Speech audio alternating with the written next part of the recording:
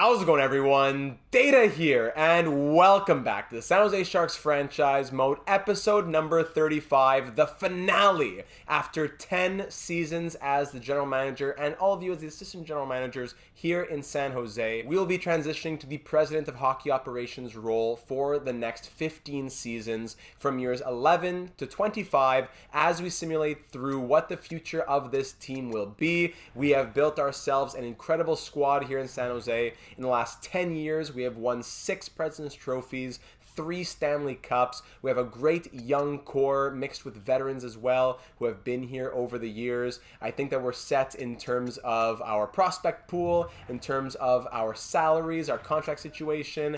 I gotta say, in this series, of course, with so much help from all of you, I don't think I've ever done more general managing in any other series. So many players with incredible storylines we picked out of the depths of free agency who became franchise pillars. So here in this recap episode, if it is the first time that you've watched a franchise mode series here on the channel, we'll be going through things very quickly with a bit more of a hands-off approach. Every season, of course, we're doing the scouting, we're doing the drafting, we're replacing for injuries, we're checking everything and making changes when things aren't quite clicking. Now, transitioning into the president of hockey operations roles, there will be a few things that are changed. For example, injuries will be turned off from now on. Every season, we will have 12 forwards, 6 defense, 2 goalies.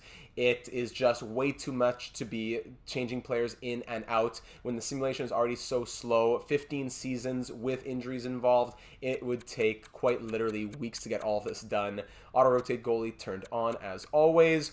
Auto free agents, all stuff all like auto. The big organizational decisions will still be made off screen by myself. Auto staff management still turned off. Auto scouting will continue to be auto scouting for both the pro scouts, don't have any, but all of 20 of the amateur scouts. Aside from that, CP traits can stay on, sim engine scoring, the draft class quality, everything will just stay all at medium, medium, medium, medium, and not much else to say aside from that. Just to let you know that most things are going to be set to auto, and the injuries will be turned off. Aside from that, we'll still make sure that the team is the team that we are content with. I'll still make sure that the lines are good every season, but it's not going to be that we're really tinkering, okay, we're on a little bit of a losing streak, let's change things up. That's not how we're going to be doing things anymore. So you can go ahead and follow along with the timestamps down below if you'd prefer. That will bring you through the entire, well, every season from now, years 11 to 25, as well as the final stats, the wrap-up for the organization, for our players, for all the awards that we've won, etc. Go ahead and follow those timestamps. Every season will follow the same kind of template.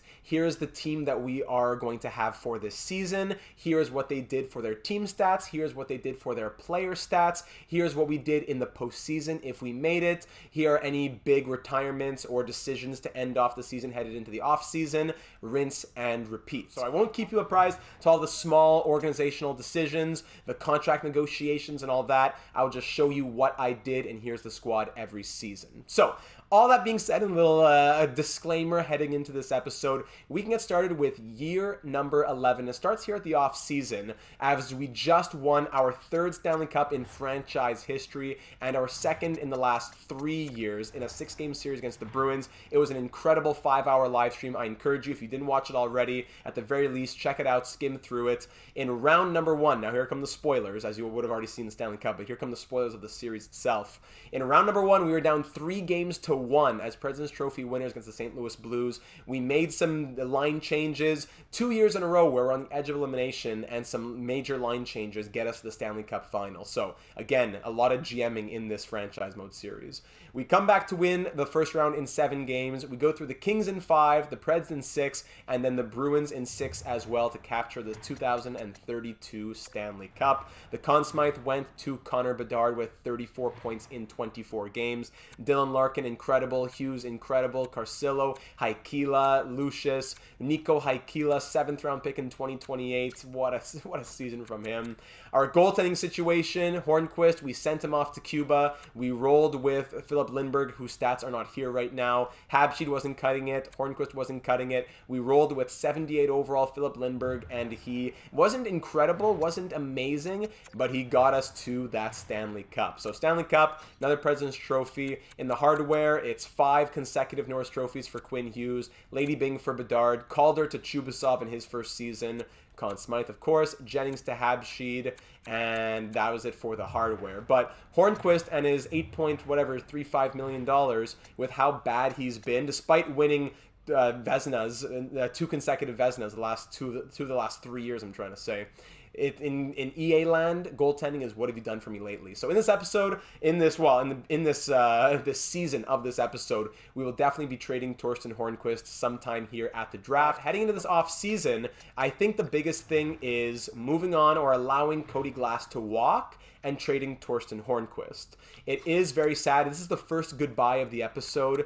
Cody Glass, and he was one of my proudest achievements in this series as well.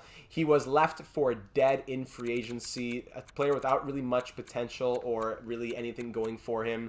We signed him to a decent contract. It might have been a 1-year contract. I forget what it was initially, but he started as our 4th line centerman, turned into our full-time 3rd line centerman, and played 3, 4, 5, 6, 7, 8, 9 seasons with the team, 9 out of 10 years with the team. He won his 3 Stanley Cup rings. In total, he will leave San Jose having scored 357 points in 713 games. He was very reliable, great penalty killer, had some power play time at some points as well, got as high as 47 points in 2027-28. I really enjoyed having him here, but it's just that we don't really have the room anymore. The money is likely there. I think we could do it if we really wanted to stretch another year out of Cody Glass. He only wants 3.975. So in a perfect world, it'd be great to keep him.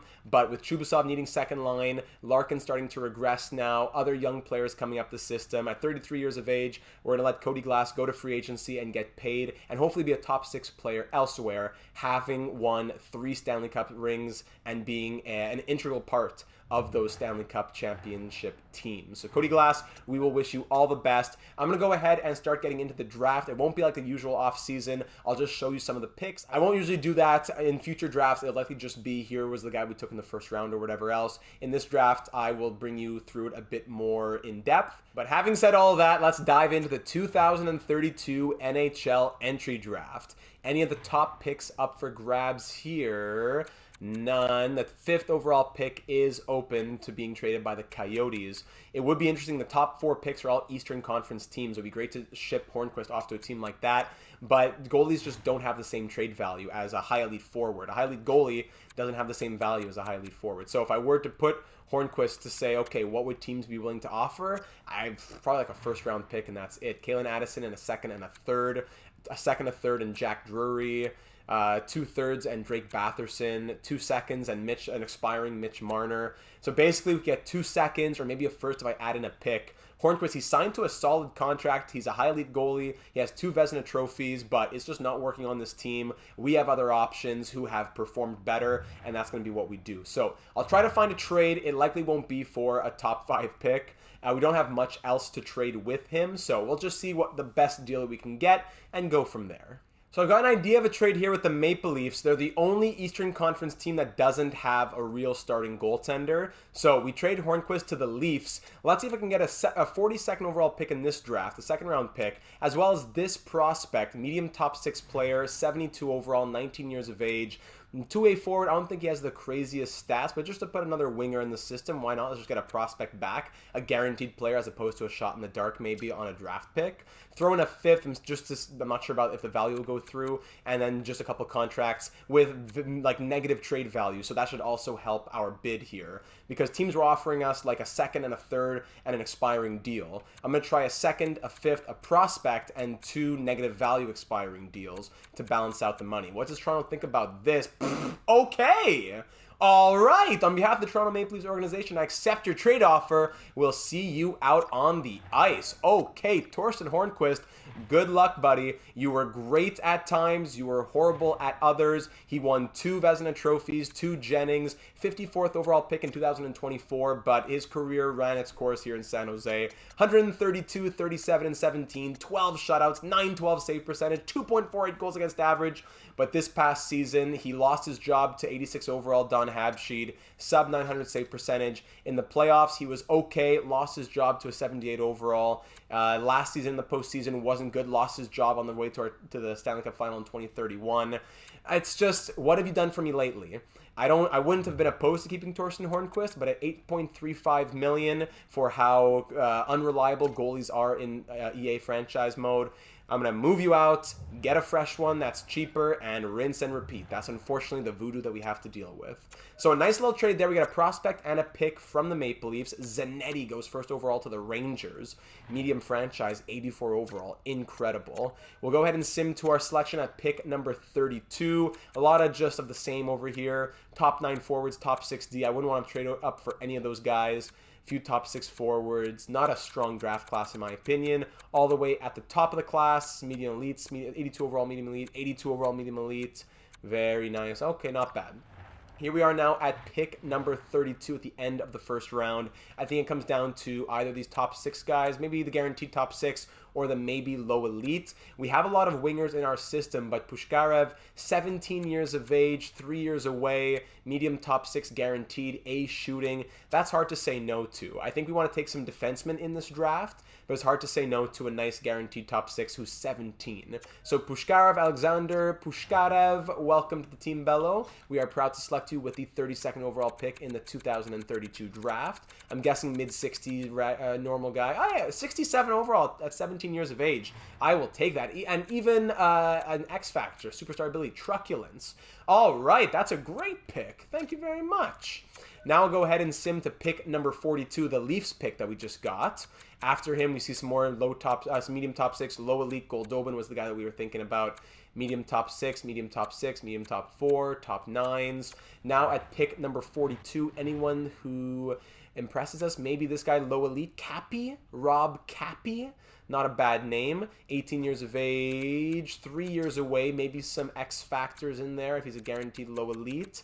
There is a guaranteed medium elite 2-way forward, though. Hard to say no to that. Preston Inglis. We got to take the guaranteed medium elite, but I think we could probably trade up for him. Meanwhile, when it comes to the defensemen in this class, looking at the defense and sorting by potential, 3 bars low elite might be the best that we get. Yeah, the best after that is 3 bars medium top 4. So Rob Cappy of the Peterborough Petes, welcome to the Team Bello. You are low elite, 65 overall. Nice. X factors? Woo-hoo-hoo! Bouncer, quick pick, truculence, and in reverse. Yes, sir. Very nice. Rob Cappy. Next pick is at 64, so we'll try to make a little trade to get the pick to take the medium elite winger. And with the 49th overall selection, we'll go ahead and select Preston Inglis, 17 years of age, 5 years away. Going to be really low overall, but guaranteed medium elite. We will take that every day of the week. 53 overall, I've seen worse. It could have been, especially as a 17-year-old, could have been in the 40s, like a 48. 17 years of age, 53 overall, medium elite? Yes, absolutely. Next pick is going to be at number 96. As I got deeper into the drafts over the years, I'm not going to be looking at quite as much of, okay, where am I going to trade up to get this guy, trade down to try to recoup a 7th. It's just going to be drafting my guys. And at pick number 161, we'll go ahead and select Zachary Malhi, low elite gem. Thank you very much. We'll take that nice little bit of value. 58 overall at 18 years of age. He is also a 2-way forward. No problem. So there's the draft. Now we can get into the re-sign phase. The first deal that we offer will be to Kiviharju. I haven't advanced today yet to the official re-sign phase. That's usually when contract demands change. I think he's going to want more if I advance today, so I'm going to risk it. I'm going to try going 8 years. That's when his demand is the lowest.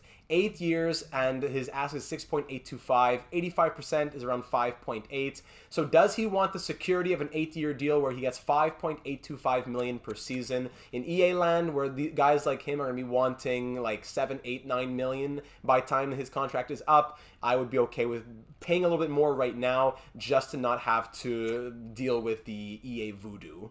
Advancing a day. There you go. Easy decision to renew. All right, so maybe a bit of a risk. Maybe he would have wanted more. Maybe he would have wanted less. After a Stanley Cup, I think he would have wanted more if we advanced another day before offering him that deal. So there you go, Aaron Kiviharju. Perfect. He signed on. He didn't want to sign last offseason, but he stays with us. Former first-round pick in our organization. He signed on for 8 more years. We'll see how many he actually stays out of those 8, but just good to have some security in our top 4. Now, other deals to think about, expiring players. Cody Glass, we already said our tearful goodbye to him. I tried to see if anybody wanted to trade for him. No one did in the NHL, so we released him.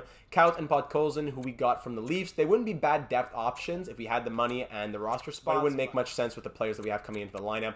Kevin LeBlanc, we got him at the trade deadline. He scored some huge goals in the postseason. He wants $3.25 million as a 36-year-old at 78 overall. Not going to happen.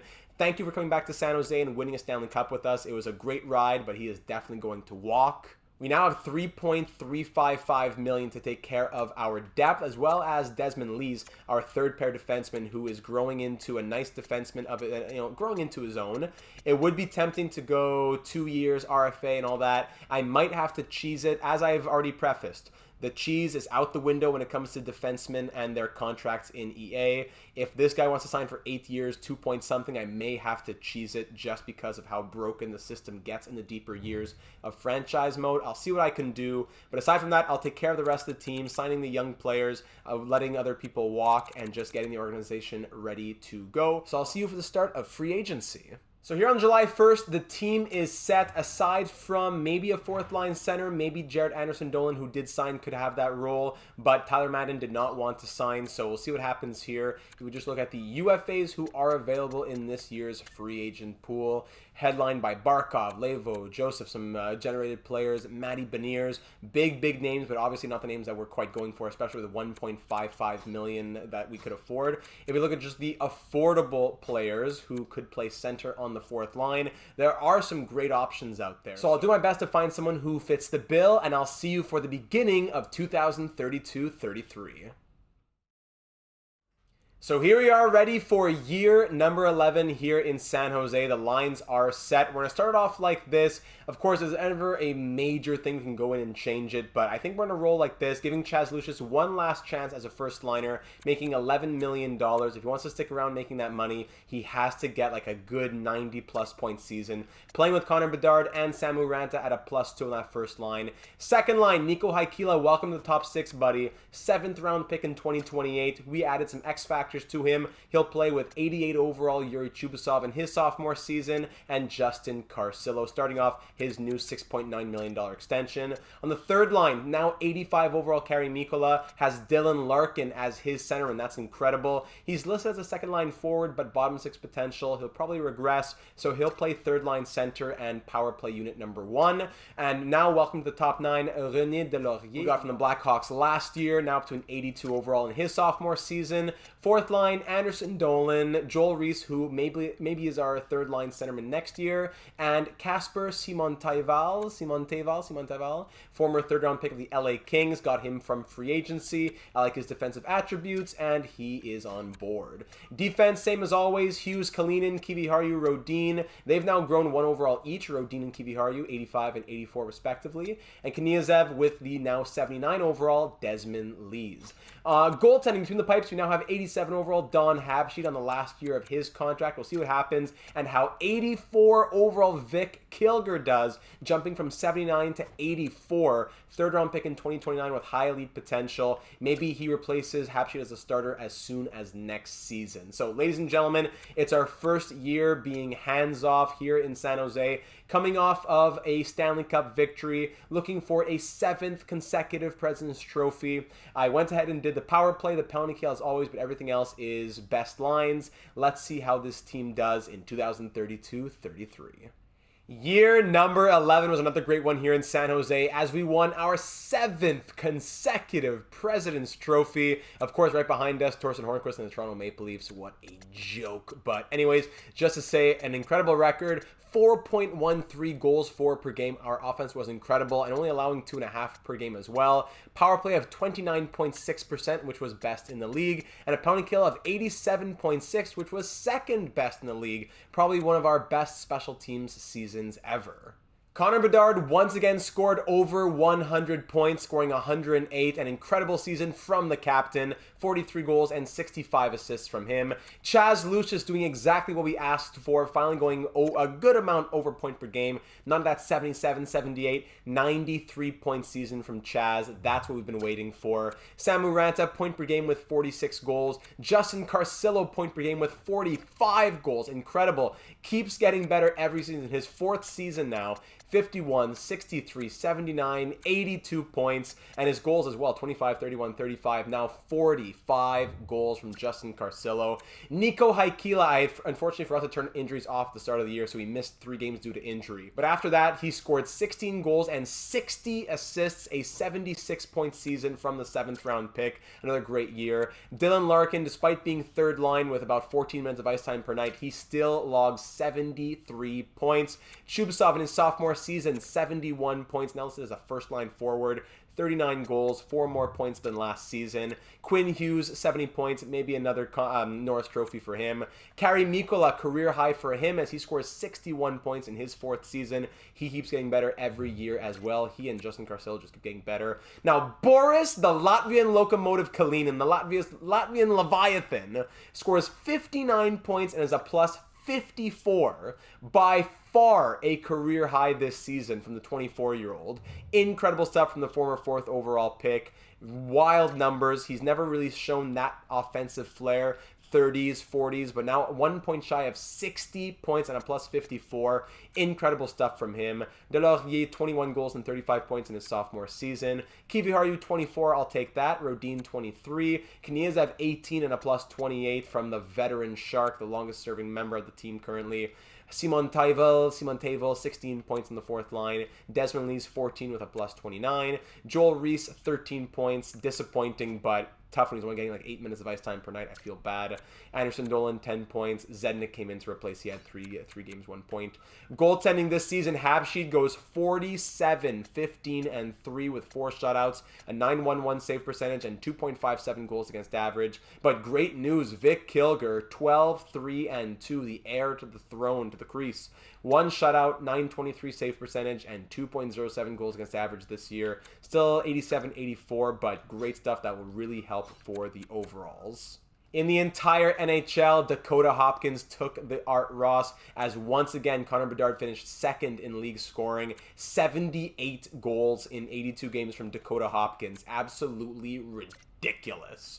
When it comes to the defensemen in the league, did Quinn Hughes lead? Yeah, he was tied with Jamie Drysdale, but a much better plus-minus, so that should be a 6th consecutive Norris Trophy for Quinn Hughes. And for goaltending, Habsheed led the league in wins, had some good numbers, could very well be a Vezina for him. Meanwhile, Hornquist, he had pretty solid numbers as well, 39 wins with the Maple Leafs. Of course, as soon as you trade these guys away, they just become Dominic Hasek, so you'll never be able to really win. In future seasons, we'll go through the points much more quickly, but they are the Year 11 totals headed into the postseason. In the 2033 postseason, we see why it is so important to be hands-on in the postseason as the Predators beat us in 6 games in the first round. We've had a few scary first rounds in the last few years, but with line changes and appropriate stuff being done, we've been able to get through. But when it's just hands-off calendar simulation, we lose in round number 1 in 6 games. The Predators go on to lose to the Oilers in 5 in round number 2, and the Oilers are the eventual 2033 Stanley Cup champions. Player stats in the first round, Connor Bedard, 6 goals and 7 points in 6 games. Haikila, 7 points in 6 games. Carcillo, Chubasov, both point per game. Kalinin, 5. Hughes and Ranta, both with 4. Let me see. Let me guess. The goaltending was atrocious, right? There it is. There it is. Habsheed goes 2-3-1. 867 save percentage and 3.49 goals against average. There's that EA voodoo. There it is in full force. Of course, if we were doing it hands-on, Vic Kilger would have come in, would have been a different story. Who knows? Maybe we go on a run. But those are the pitfalls of not being the general manager anymore. You got to let the team do their thing. And unfortunately, some not so great decisions were being made there. So heading into the 2033 off season, is that possibly it for Dylan Larkin after 3 seasons seasons with the team, now down to an 82 overall. His 3-year, $12.25 million deal, that's what it paid him per year, getting paid over $36 million. That deal is now expired. He's 36 years of age, 82 overall, bottom 6. Joel Reese, does he come into the third line spot? Not sure. I have a busy offseason ahead of me, unfortunately.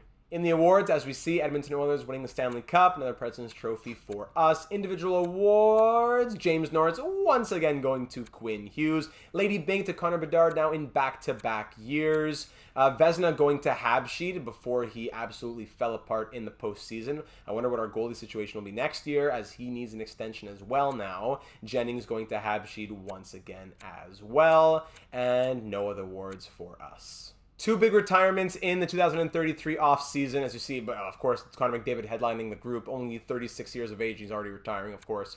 Two former Sharks who were pillars of this franchise mode, Pavel Buchnevich and Jonathan Drouin, both calling it a career. Massive thank you to both of them for all that they did for this organization.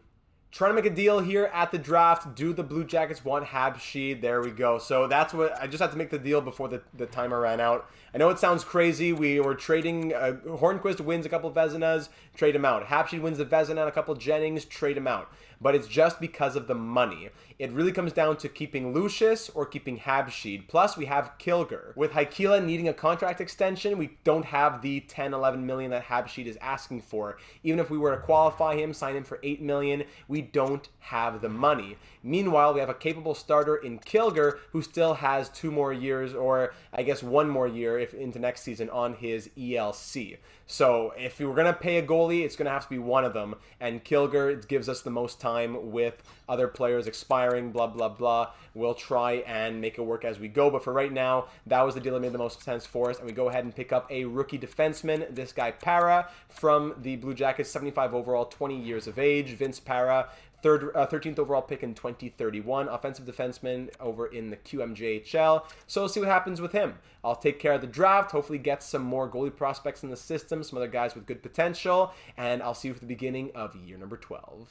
In the 2033 offseason, we also have to say goodbye to Dylan Larkin. Again, just another piece of general managing that I'm very proud of. He was on the block in Detroit heading into the 2029-30 season, 2029 offseason. We pick him up as a 1-year rental. He ends up scoring 107 points, tying the league for the lead in scoring, wins the Hart Trophy, wins the Ted Lindsay, wins 2 Stanley Cups with us, stays for 4 years in the end. He ends up scoring 354 points in 326 games, revitalizing his career after leaving Detroit. In the postseason, he was an animal. He scored 86 points in 81 games as he got those 2 Stanley Cups. He could always be counted on, at least in our slow simulations, to be a point-per-game plus performer.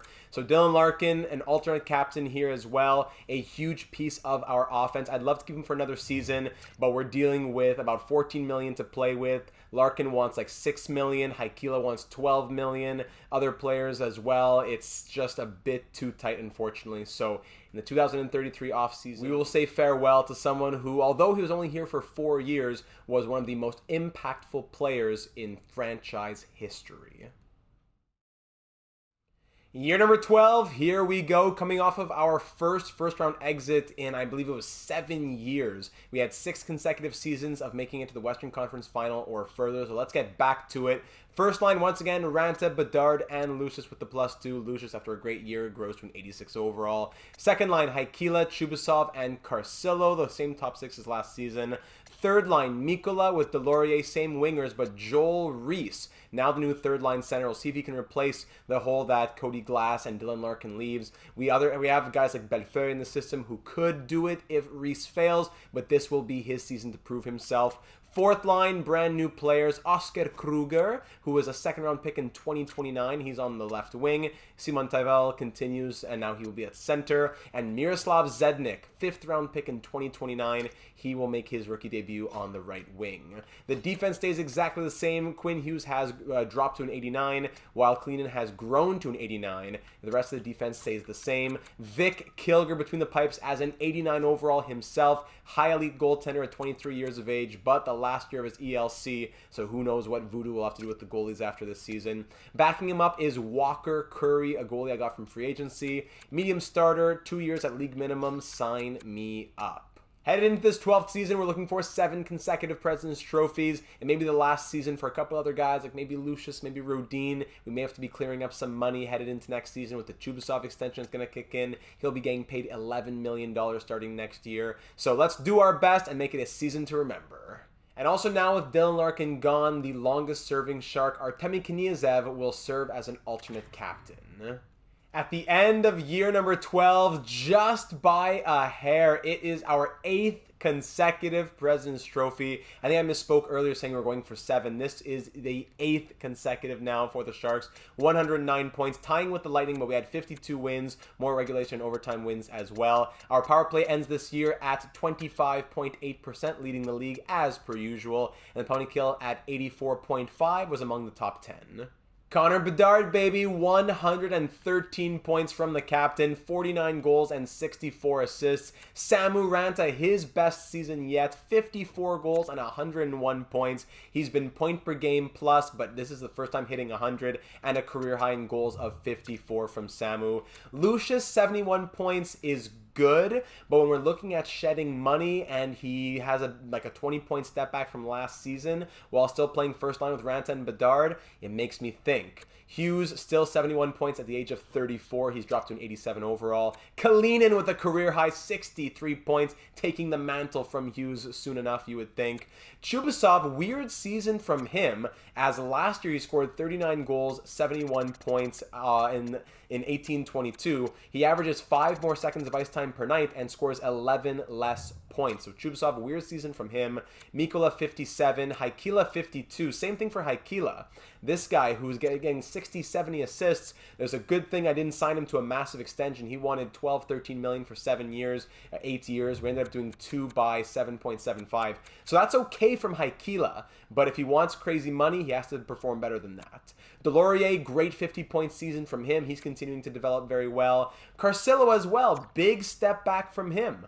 It was a career low even. 51, 63, 79, 82, then stops at 49 points. I don't know what happens. He had 16:37 of ice time.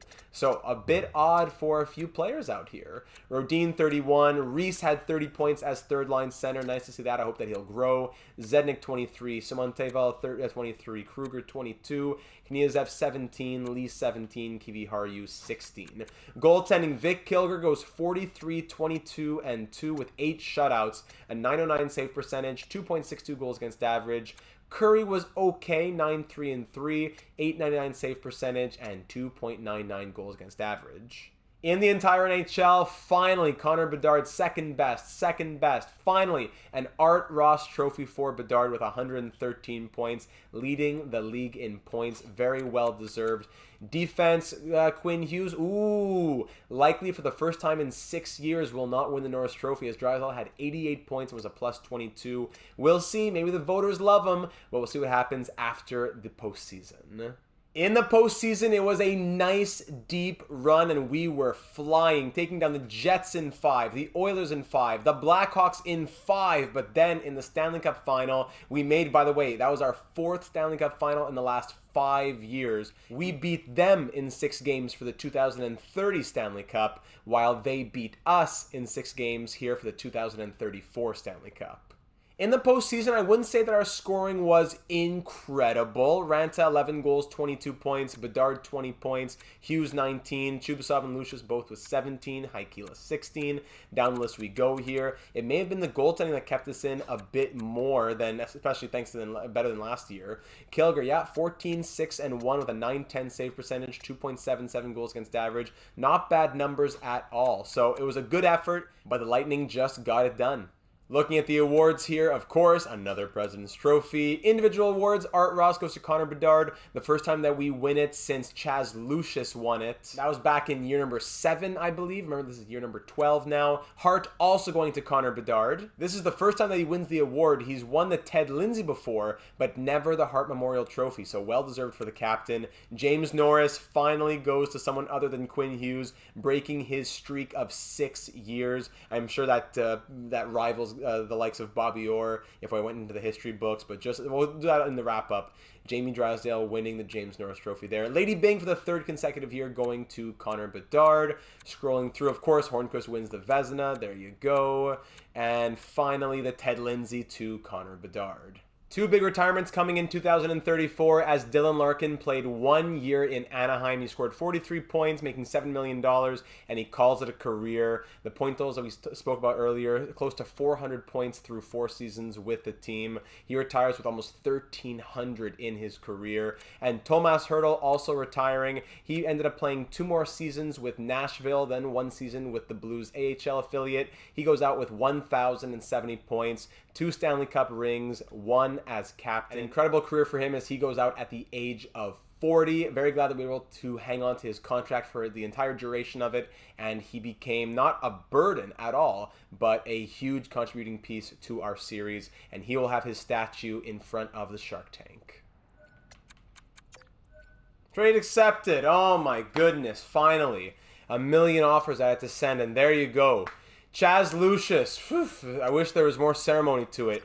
But off to the Detroit Red Wings. My goodness. Along with some other players who have good potential, but overalls that are getting too low for their age at this point. I think we're just going to go ahead and trade them. We have way too many players in our system anyways with all these drafts and everything.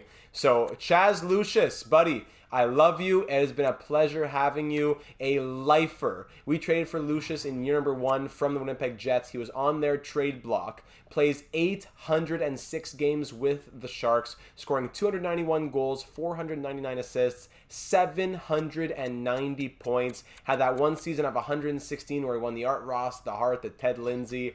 In the postseason, 3 Stanley Cup rings, 159 points in 163 games. Point per game, could always be counted on. An absolute machine out there.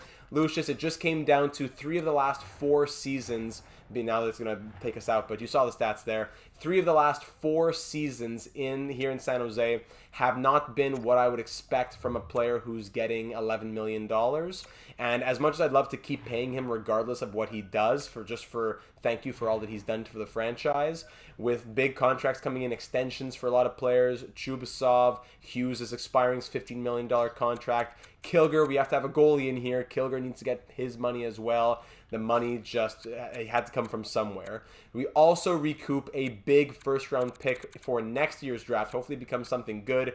Detroit was picking 6th this year, so hopefully that first becomes something. We have a bunch of picks in this draft, so I'll try to trade around and get the right prospects to make sure that we're in the right spot. Trade around some prospects that we don't really need, as I just did in that last Detroit trade. We also get a prospect. Didn't even mention that. Suominen, 77 overall, 19 years of age, medium top 6, 2-way forward. I like his stats here in the AHL, 33 goals, 28 assists. He is going to be on the first year of the second year actually, of his entry-level contract. Former 11th overall pick in 2032. So another tearful goodbye as Chaz Lucius leaves the team. We knew it was probably going to have to happen sooner rather than later with that AAV of $11 million. But we'll do our best to use the money wisely and get ready for year number 13.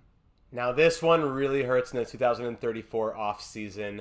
Artemi Kniazev, he is going to be on the final year of his contract. For an extension, he wants upwards of $5 million. He is currently the longest serving Shark on the team. He is also the final original Shark who was here when we took over the team back in 2022-23. Now it's going to be the 2034-35 season. Kniazev, 33 years of age. He was a former second-round pick in 2019. He has been a mainstay on that third pair. He is a rock, 125 points, a plus 125 through 633 games. 3 Stanley Cup rings, 22 points in 166 games, a plus 37 in the postseason in his career. Just a mainstay, someone you could trust, a monster when it came to blocking shots. But the biggest reason why we're moving on from him, aside from not being able to pay him after this season, is that there are just way too many defensemen in the system who are not making it into the NHL because Kniazev has been taking up one of those spots for so long. It is with eyes that are filled with tears as I click this proposed trade button. Philly, what do you say to this? Just a bit low. I could throw in a 7th to make sure that we get the 3rd. Throw in a little Colorado 7th here. Philadelphia, what do you say? Trade accepted. Are really good, so I hope you know what you're doing. Okay, cool it. Cool your Jets. Artemi Kniazev off to Philadelphia. We will miss you. Thank you so very much for your service. A very underrated player who I hope will be remembered by Sharks faithful as one of the indispensable members of the franchise over the last decade plus. Ready to go for year number 13, 2034-35. I'm going to try a new first line this year with Chaz Lucius gone. Samu Ranta now up to a 91 overall, playing with Connor Bedard at center, and Nico Haikila will play first line right wing. The playmaker, maybe it didn't work out last season. Playmaking with Bedard and Ranta may be what helps him to get back into his groove. He's signed for one more year at 7.75 before a big extension at 10 million plus kicks in. So if he wants to earn it, he wants to stay on this team, then he has to deliver this season. If not, it's going to be like Lucius, where great player, but we can't pay that money. Second line, Mikola, Chubasov, and Carcillo, who for some reason has dropped to an 83 overall. Third line, Delaurier, Reese, and Bellefeuille. The two prospects we got from Chicago, Bellefeuille and Delaurier, now playing together on that third line. Fourth line, Valine, Parks, and Kruger. We know Kruger from last year. Roger Parks was a Kings prospect that we got in a trade, and Valine was a prospect that we drafted 3rd round in 2029. He's medium elite, medium top 6 for Parks as well. We'll see what kind of growth they get. If anything, I know it's fourth line. Defense, Hughes down to an 85, playing with 91 overall, Boris Kalinin. Second defensive pair stays the same, Rodin and Kiviharju. Mats Rodin, now one of our alternate captains with Kniazev gone. And third pair, it's Marc Carl, who was a second-round pick in 2031, offensive defenseman playing alongside Desmond Lees. I'm thinking Carl could be someone who replaces Rodin or Kiviharju in the near future, because down in the AHL, things are packed as well. Bertuzzi, Para, Cappy, even, what's his name, Natinen. All of these guys want to be cracking the NHL soon, so it's not going to be easy to balance, but we'll have to see. You got to earn your spot out here. You really got to earn your spot. Goaltending, Vic Kilger, 89 overall. We signed him to a 3-year contract, still backed up by Curry. And also, I forgot to mention, Philip Lindbergh retiring last offseason. I didn't catch it because his stats were so low on the screen, but he goes out as another franchise legend. Someone who was here for a very long time. A trade that happened, I believe, in year number 1. Often the reason why we had so much success for a goaltender with such a low overall. He, once again, kind of like Kniazev, became a mainstay who I hope will be remembered fondly in franchise history. So all that being said, here's the lineup. Year number 13, looking for a 9th consecutive President's Trophy. Let's hit it. Year number 13 was a 9th consecutive President's Trophy for the Sharks. We actually started off pretty rocky, close to 500 through about 15, 20 games, but then we pulled away, ending with a record of 59, 20, and 3. The power play in the end was 24.5%, still best in the league. Many, many years in a row that we lead the league in power play percentage. And penalty kill at 84.6, still among the top 10 or so. In the points category, Captain Connor Bedard set a new career high, his 4th consecutive season of 100-plus points, 120 points on the year, 44 goals and 76 assists. He just keeps getting better with time. Samu Ranta, new career high in goals as he scores 55 on the year, 95-point season from Ranta. And Haikila on the top line gets 64 assists and 79 points. Those are the performances that we want to see from him, a career high in his 5th season in the NHL. Chubasov, 69, Kalinin 67, love it. Hughes still getting 63, Mikola 61, amazing. Delaurier 53, Carcillo, now he has been very disappointing, I guess is the word. New career lows in back-to-back seasons. He's still getting his ice time, he's still getting his 16.5 minutes per night, but he's gone from 80 points, 70 points to back-to-back years of under 50 points. At 6.9 million, he's going to have to start pulling his weight very soon, or else we'll be looking elsewhere. Bellefeuille in his rookie season, 19 goals, 35 points. Reese, 35. Parks, 30. Carl, 30. Marc Carl in his rookie season. Hopefully he's a big offensive defenseman piece for us in the future. Very important in franchise mode. Rodin, 27. Kruger, 26. Valine, 25. Kiviharju, 18. And Lease with 14. Goaltending, Vic Val Kilmer scores wins 42 games, going 42, 15, and 3 with 6 shutouts, a 912 save percentage, and 2.55 goals against. Walker Curry, a great season from him, 17-5-0, 2 shutouts, a .916 save percentage, and 2.49 goals against average. Connor Bedard's 120 points once again led the NHL. Did Samu Ranta's 55 goals lead the league? Yes, they did! How about that? Darcy Beck, after scoring 78 goals last season, winning the Conn Smythe against us, only scores 45 this season. And Samu Ranta winning us our first Rocket Richard of this franchise mode series. Looking at Kalinin and Hughes, Brandt Clark is at the top, but among the top 10D in the league, Kalinin and Hughes still, I would say, the best pair in the NHL. But in the playoffs, of course, we lose in round number 1. It's never anything in the middle, right? Always the first round loss. We were down 3-1 and fell in Game 7 to the Canucks. Every loss either came in overtime or in regulation by 1 goal. So we dropped to the Canucks, who, of course, fall right away in round number 2 to the eventual Stanley Cup champion, LA Kings. Same story as when we got eliminated by Nashville a couple of years back. Through 7 games, Connor Bedard was electric. 8 goals and 13 points in those 7 games. Ranta and Haikila both with 8 points as well. Chubasov and Hughes point per game. Mikula 5 goals, 6 points. Carcillo 5 assists. Look at him. Kalinin, Reese, and down the list we go if you're curious in seeing any other point totals. Looking at the goaltending in this series, Vic Kilger, not great. 3-2-1, 875 save percentage, 3.51 goals against average. Classic stuff. It's crazy how often you need to go to your backup in the postseason. Ridiculous. Individual awards. Connor Bedard, for the 2nd consecutive season, wins the Art Ross and the Hart Memorial Trophy. His 4th consecutive Lady Byng. Amazing stuff there. Jennings goes to Vic Kilger, and the Ted Lindsay also to Bedard. And then the Maurice Richard for the first time in our franchise mode, and as well, I think the first time since, Jonathan Chichu in Sharks history? The Maurice Richard going to a Sharks, Samu Ranta. But the 4th consecutive year of Hart, Art Ross, Ted Lindsay, and Lady Byng for Connor Bedard.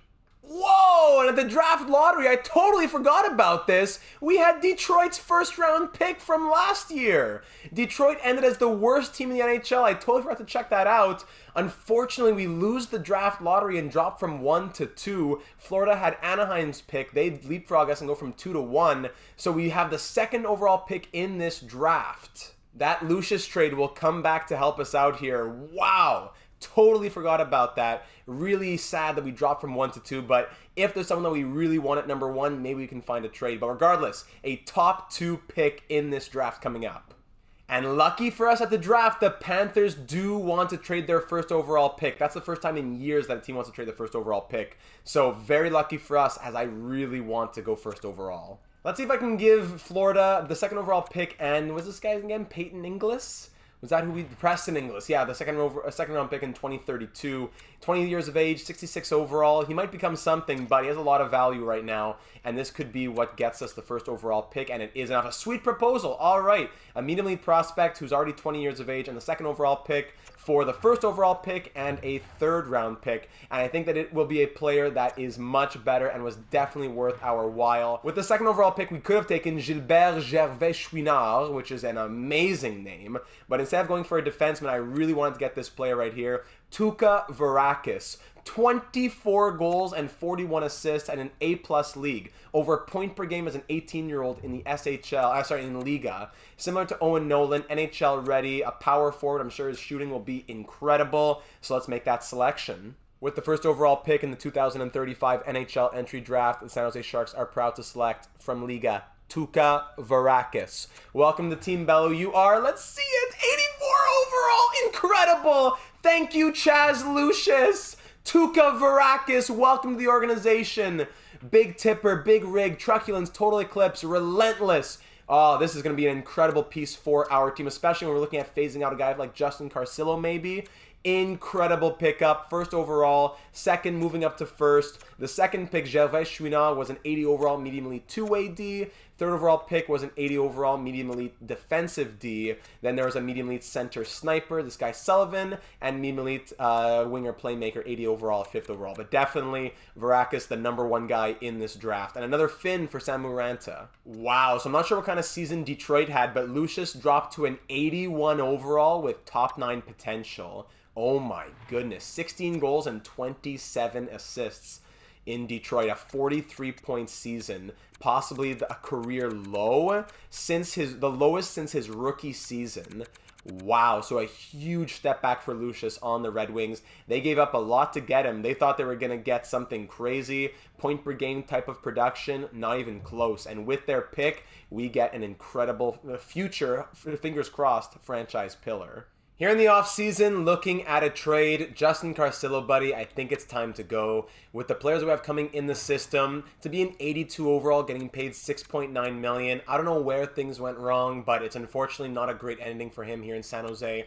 It was a great move bringing him in. He was being buried in the AHL system by the Detroit Red Wings. We traded for him. He turned into a top 6 piece for us. He won 2 Stanley Cups, 50, 60, 70, 80 points. But now after back-to-back 40-some point seasons, not bad at all, but just for $6.9 million when we have so many elite prospects in the system who need playing time, Justin Carcillo, buddy, you're not quite cutting it.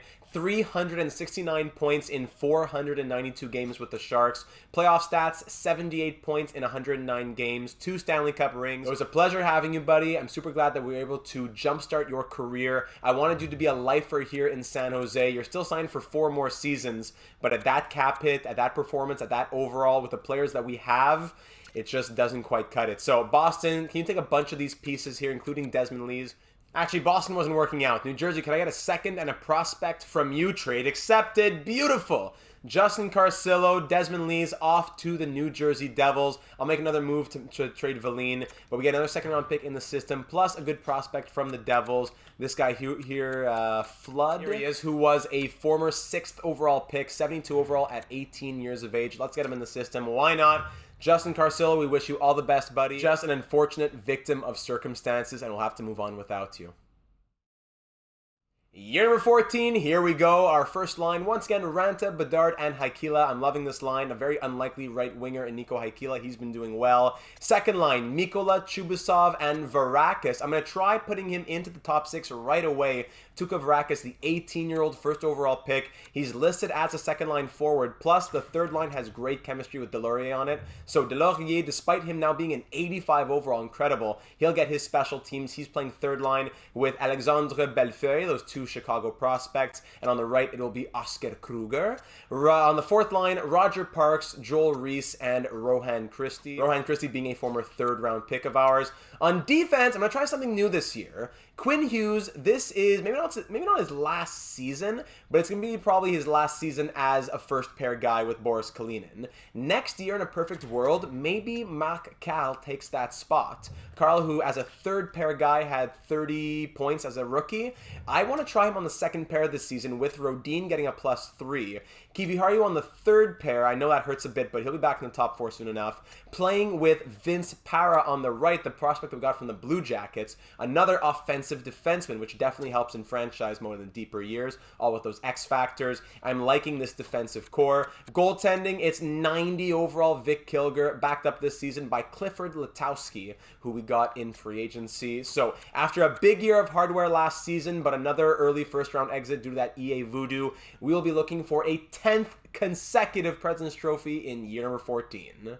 Oh my goodness. In year number 14, we set a new franchise record with 64 wins, the second best regular season in NHL history if you factor in the Bruins 65. In this universe, it would be the best regular season of all time. It also beats the record that we set with 63 wins back in year number 8. And hey, by the way, a 10th consecutive President's Trophy. 64, 15, and 3 was our record with a power play percentage of 23.6. Continues to go down over the last few years, and we have now dropped to something other than leading the league for the first time in a very long time. Second best in the league with 23.6, and our penalty kill of 87.9, much better than usual at third best in the league.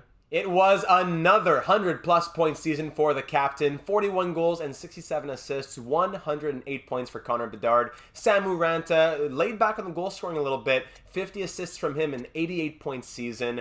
Chubasov, 83, going above point per game. Mikola, a huge 77-point season from Kari Mikola. Continues to get better every single season. Incredible stuff from him, now at 28 years of age. Varakis in his rookie season, 45 goals and 64 points. That has to be, I believe Chubasov had most of the rookie records. Varakis definitely just broke some of those. 45 goals from the rookie. Haikila, 62 points, solid enough, but you'd think a bit more. Kalinin, 58. Hughes, 54, as he continues to age a little bit. Bellefeuille, 48 points, very good from him. Delaurier, 45, took a bit of a step back. Rodin, 34. Kruger, 32. Cal, 26, not as much as I thought he would do. Reese, 22. Kiviharu, 19. Christie, 18. Parks, 18. Para, 13. Goaltending, Vic Kilger goes 55, 12, and 3 with 10 shutouts. Incredible. Setting some franchise single-season records right there. A .915 save percentage, 2.36 goals against average. Oh, goodness. Letowski goes 9-3-0 with a shutout, 9.11 save percentage, and 2.5 goals against. Connor Bedard, by 1 point, leads the NHL for another Art Ross trophy. Just keeps getting better with every season as he beats out Byfield, Girard, even Alexis Lafreniere. Leading the league in goals was Girard with 56. Looking at the defensive scoring, we're not usually at the top of that category quite anymore. Yeah, Drysdale, Reeson, we're not quite at the top, so not hoping for any Norris trophies, but possibly a Vezina as we look at Vic Kilger and his incredible numbers. 55 wins and very solid peripherals. And in the postseason, in 6 games, the San Jose Sharks captured another Stanley Cup, their 4th in franchise history, taking down the Tampa Bay Lightning. Of course, who else but the Tampa Bay Lightning? We beat them in 6, they beat us in 6, and now once again we faced them, and hey, we beat them in 6 to capture the 2036 Stanley Cup. The Conn Smythe going to the captain, Connor Bedard, once again, the 2nd time in his career. Excuse me, actually the 3rd time in his career. 3 out of 4 Stanley Cups. He has... Excuse me, actually the 3rd time in his career. He has won the Conn Smythe in 3 out of our 4 Stanley Cup victories. And there he is, raising the Stanley Cup as captain in Tampa Bay. Everybody gather round, snap a picture. 4th cup in 14 years. It'll last a lifetime. Also, peep the top left corner as 52-year-old Joe Pavelski gets to win a Stanley Cup with the organization. He went through the ranks. He was our AHL coach. He is now our NHL associate coach, and he gets a Stanley Cup ring with the Sharks.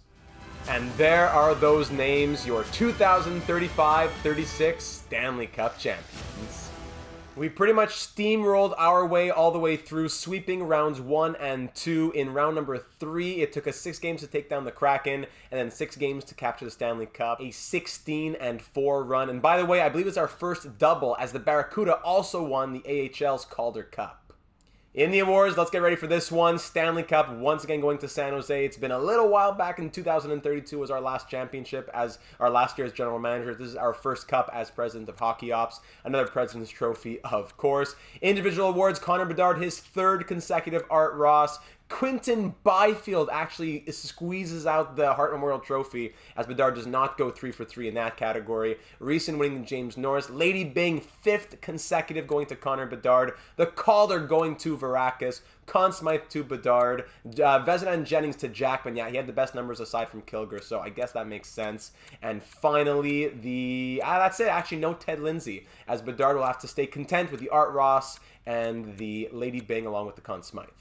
And after winning another Stanley Cup, a big retirement surprise in 2036 as Quinn Hughes calls it a career at the age of 36. 1,160 points in 1,352 games in his career. Wow, he dropped to a 78 overall, so I guess I understand why. Quinn Hughes won 6 consecutive Norris trophies here in San Jose. I believe he won 7 in his career. 3 Stanley Cups with us, as well as 1 with Vancouver, and a Conn Smythe with Vancouver as well. So if I'm not wrong, he goes out with 4 Stanley Cup rings, 7 Norris trophies, and a Conn Smythe, as well as a Hart and Ted Lindsay, but we'll look at all that at the end of the episode. Here in San Jose, out of all the numbers in his career, in 738 games played across 9 seasons, he scored 671 points. In the postseason, he goes out with 175 points in 222 games, having scored 125 of those points in 158 postseason games with us. So he will be remembered as a franchise legend, a future Hall of Famer, statue outside of the arena. Quinn Hughes, thank you for your service. Year number 15, let's hit it. Ranta, Bedard, and this season Kari Mikkola on the top line. He had a great year last year, gives it a +2. Let's try it out. Haikila can go to the second line and be the playmaker for Chubasov, who's at an 89, and Varakis, who's at an 88, heading into his sophomore season. The third line, René Delorier, Alexandre Bellefeuille, and Andrei Svechnikov. We have a bunch of extensions coming up next season, Kalinin, Kilger, but for right now, we had like $17 million in cap space. So I went out, it was mid-July, he was still out there in free agency, he wanted a one-year deal, he scored 60, 70 points last year. 1 year, $8.75 million for Andrei Svechnikov, just for that depth scoring on the third line, gives it a +5, he's trying to get a Stanley Cup, plus it allows, a guy like Kruger to not have to play on the third line. The fourth line can be Kruger, Parks, and Filatov, who is a former second-round pick in 2031. So that's just a one-year thing, but Svechnikov in our top 9, that could do something for us.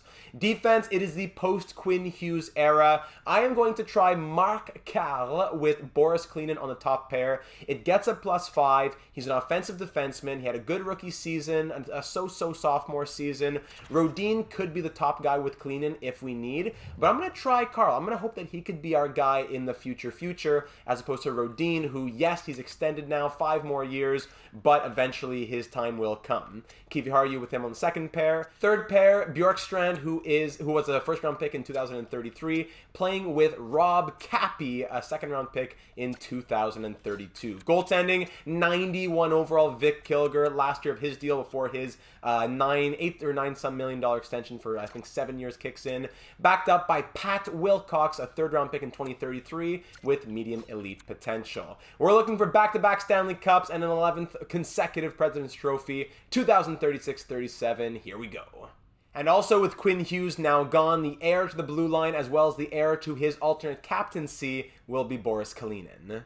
An 11th consecutive President's Trophy in year number 15. We are the champions of the regular season. 56, 19, and 7 was our record. What a team this is, man. What a team. Power play ended at 26.3 to lead the league, and penalty kill at 85.4 to once again be among the top 10. A bit of an odd season when it comes to the points, as it was more of a scoring by committee type of season. Connor Bedard, I believe he had a 5-year streak of 100-plus points or more. He gets 88 this season. Still point per game plus, but only 29 goals. He's usually in the high 40s. 29 goals, 88 points from the captain. Haikila, as a second liner, puts up the best season of his career with 86. Ranta, 84. Varakis in his sophomore season scores 49 goals and 79 points.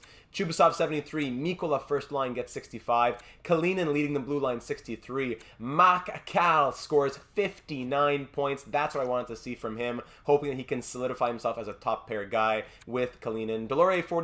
Bellefeuille, 39. Svechnikov, I don't know what happened to this guy. I know he was only playing third line. I didn't give him power play time, but for a guy who scores like 70 points a season, I'm pretty disappointed in him only scoring 19 goals and 30 points. But hey, c'est la vie. We're not really committed to him.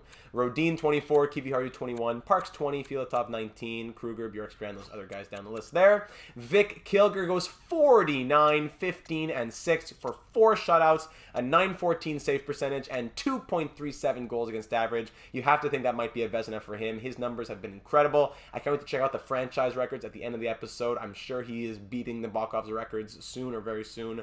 Wilcox backing him up, 7-4-1, .903 save percentage, 2.84 goals against.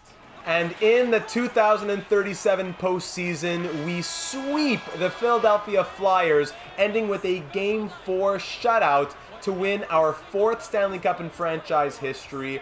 Back-to-back Stanley Cups for the first time in franchise history as well.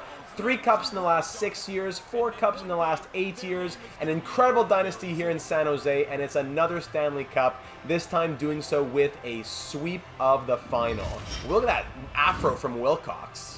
The Conn Smythe not going to Connor Bedard this year, but to Samu Ranta. Look at that beard, getting the first Conn Smythe of his career.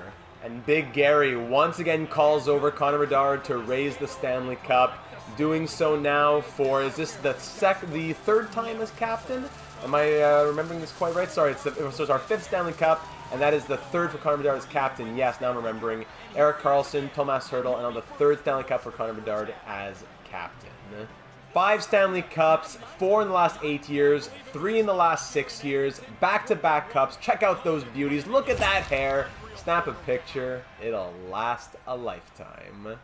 And there are your 2036-37 Stanley Cup champions.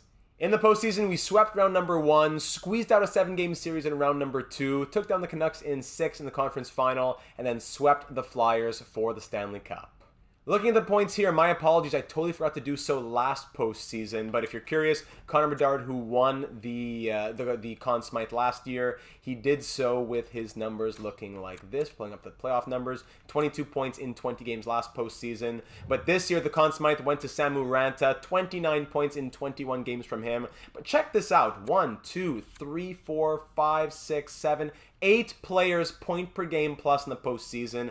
Bedard, Varakis, and Haikila all with 25 and 21. Mikko with 24. Alexandre Bellefeuille scores 23 points in 21 games. Ridiculous. Chubasov 22. Delorier 21. Incredible scoring from this squad. Carlo with 18 points. Kalinin 17. Sveshnikov 12. Look at that. He comes to San Jose and gets his cup on the 1-year deal. Filatov 9. Rodin and Parks with 8. Kruger, Cap, you can see all these guys down the list. And goaltending, Vic Kilger was very good. 16, 3, and 1 with 3 shutouts, a .919 save percentage, and 2.68 goals against. Checking out the awards, back-to-back Stanley Cups, President's Trophy, of course. The Art Ross went to Shane Wright of the Carolina Hurricanes. Luke Hughes, funny to see that. Luke Hughes carrying on Quinn Hughes' legacy, winning the James Norris right there. Samu Ranta winning the Conn Smythe. Vezina to Vic Kilger. Jennings to Vic Kilger, but no other hardware. I'm surprised as well, no Lady Byng. I didn't check Bedard's numbers, but no Lady Byng breaking up his 5-year streak. Hey, and look at this. After signing the 1-year deal with us, Sveshnikov wins the Stanley Cup and goes out as a champion. He wasn't great. He wasn't a huge difference maker, but he did his job, so thank you very much, buddy. Here's your ring. A few other former Sharks calling it a career in 2037 as both Ryan Merkley and Evan Bouchard retire, as well as Cole Lind down here. His best seasons by far coming with us. Tough end to his career, but thank you to all 3 of you for your service here in San Jose. Year number 16, and we'll be trying something a little different this year. Haikila now at an 88 overall. He'll go back to the first line, playing with Bedard and Varakis, who's now at a 90 overall himself with a 97 shooting accuracies. Let's see how Haikila, as a playmaker with 98 passing, does on that line. Ranta, Chubasov, and Mikola will be the second line. Delorier, Bellefeuille, and Filatov on the third. Filatov has grown well, 84 overall now for the former second-round pick. Suominen, this was a player that we got from the Red Wings in that trade.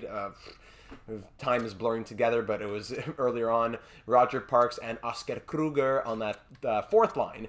Defense, we'll try Carl and Kalinin together again. It worked pretty well. Carl has grown up to an 82 overall now. Let's keep it like that. 88 passing, 90 offensive awareness. Why not? Rodin with Kiviharju, the perennial second pair. Cappy and Bjorkstrand on the third. Goaltending, Kilger at a 91 overall, backed up by Wilcox at an 82. We are back-to-back Stanley Cup champions who are also looking for a 12th consecutive President's Trophy. Year number 16, let's do it. Are you surprised? A 12th consecutive President's Trophy in year number 16. This team is ridiculous. Like, I know I'm doing stuff in the offseason, but I'm just letting it go. I'm setting the power play and letting everything else just go auto. It's crazy. 59, 16, and 7. We were on pace for 66 wins at the halfway point. We ended with 59. Power play at 26.1 to lead the league, and pound and kill at 85.5 to, as always, be among the top 10. Okay, check this out. Connor Bedard back to 100 plus points, 116 from the captain. Nico Haikila, the best season of his career, 87 assists, 102 points from the former 7th rounder. Incredible, the best season of his career. Varakis scores 60 goals. 60 goals in his 3rd NHL season and 101 points. Wow. Chubasov 89, Mikola 78, a quiet 34 goals from him. Ranta, hey, just 40 goals, just like that, 71 points. I know he's in a second-line role now, but still great to see. Kalinin 52, Bellefeuille 48, Cal 45. As we can scroll down, you can see all the point totals from everyone else if you are curious. Goaltending, Vic Kilger, wow. Another 50-win season, 50, 12, and 5 with 3 shutouts. Not his best numbers, but still a 909 with 2.54 goals against. While Wilcox went 9-4-2 at a 900 save percentage and 2.81 goals against.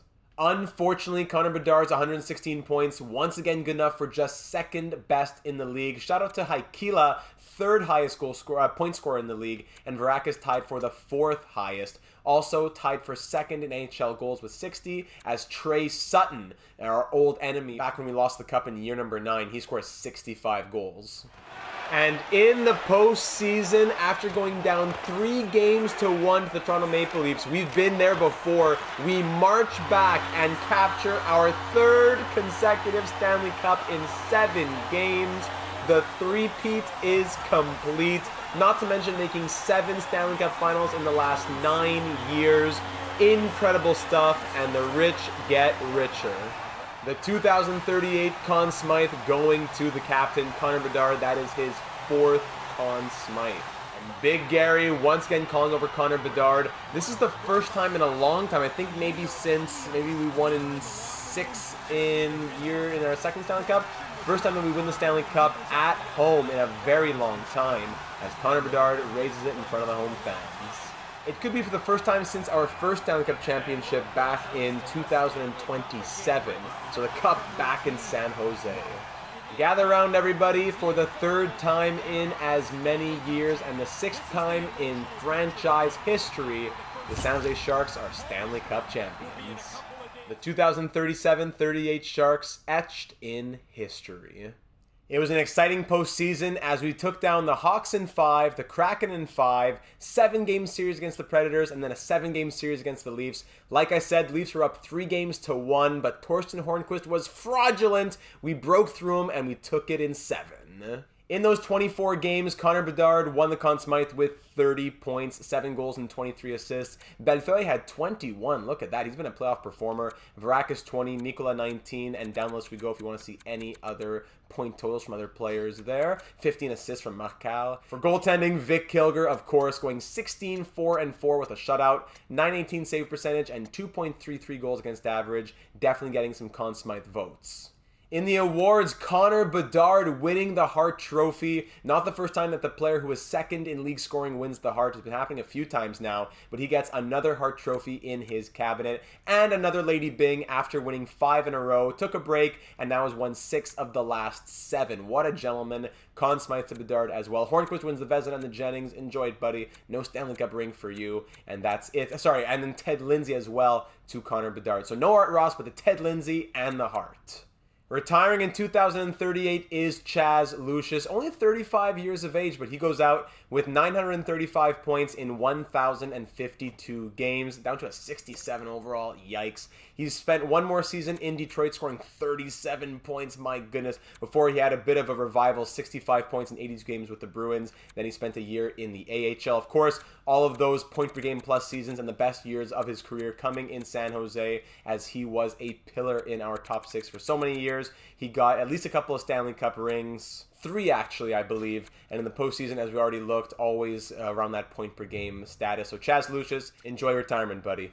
And at the 2038 draft, we will also be saying goodbye to Aaron Kiviharju. A tearful, tearful goodbye. He was the 9th overall pick in 2024. One of our longest serving members on the team, now 32 years of age. He has played in 806 games as a Shark. Never a big points guy, always around 20 points. Always good for the plus minus. Ends with 195 points and a plus 201 in 806 games played. 6 Stanley Cup rings, 36 points and 162 postseason games. I'd love to keep him. He's been with Rodin for so many years as well, but we need that 5.8 plus million to get Varakis extended. He's going to cost a lot of money, plus only 2 more years on his deal after this one. He's 32, maybe getting into some regression, 33, 34.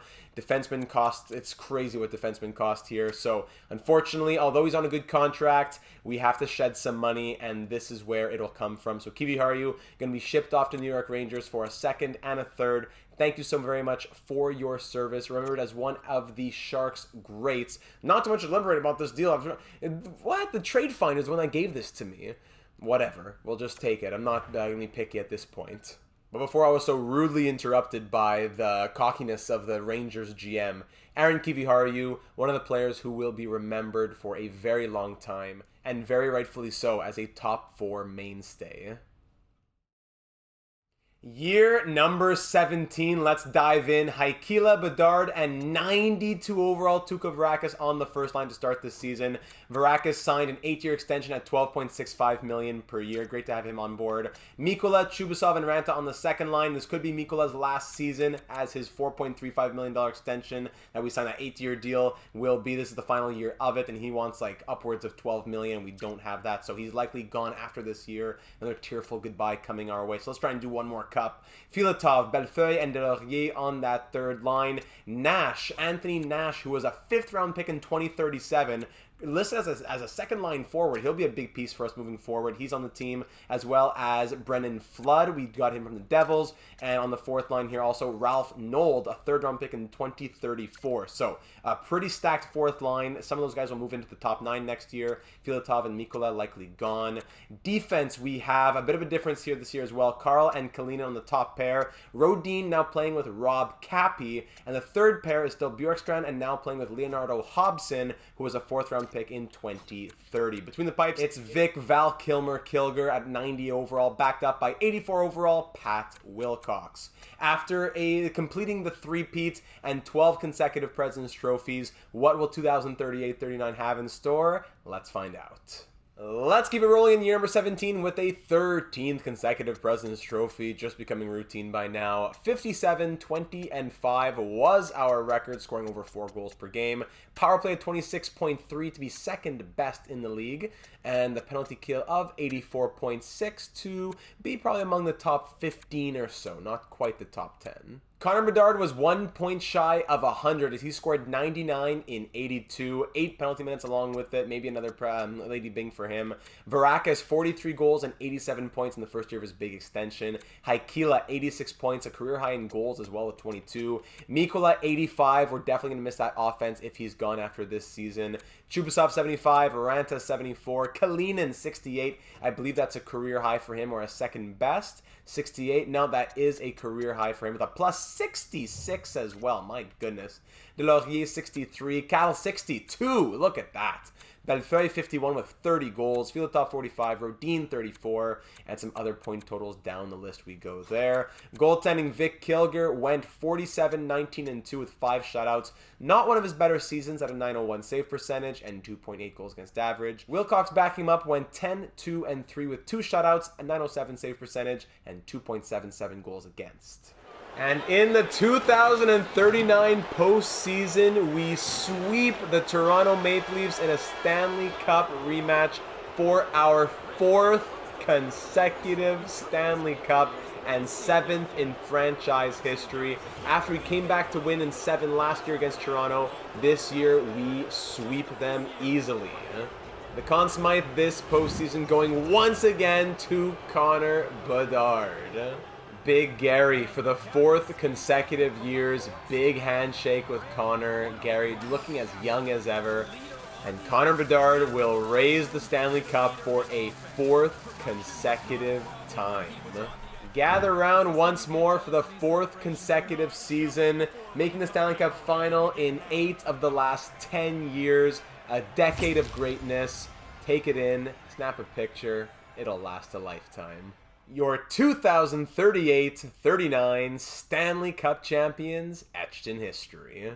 It was another pretty smooth run to the Stanley Cup as we took down the Stars in 5, the Ducks in 5, the Blues in 6, and swept out the Leafs for the 2039 title. Through those 20 games, we had 4 players who scored 10 goals or more. Connor Bedard had 28 points to capture another Conn Smythe trophy now at the age of 33. Varakis, 13 goals, 23 points. Chubasov, 21. Ranta, 19. Mikkola, 18. We're really going to miss his offense. Haikila, 17. Kalinin, 17. Down the list we go if you're curious in seeing any other of those players and their stats. Goaltending, Kilger went 16, 4, and 0 with a shutout. 906 save percentage and 2.71 goals against. In the awards, there is our 4th consecutive Stanley Cup. Individual awards, any out here? James Norris to Boris Kalinin. Look at that! After years and years and years of being in Quinn Hughes' shadow, Boris, the Latvian Leviathan Kalinin, wins his first James Norris Memorial Trophy. So well deserved. Kind of like how Doughty maybe got it in a year. Maybe he didn't deserve it the most, but it's more like a lifetime achievement type of thing. So good year in and year out, and he finally gets the recognition that he's been waiting for. So happy to see that. Lady Bing once again to Connor Bedard. Love to see that. Conn Smythe to Connor Bedard. Vic Kilger winning the Jennings. And that's it for the hardware. And in the 2039 offseason, William Eklund calls it a career. Spent most of his career here in San Jose. We traded him to the Blackhawks in the deal that got us Delaurier and Bellefeuille. That's been a great deal for us as they've been two big pieces for us.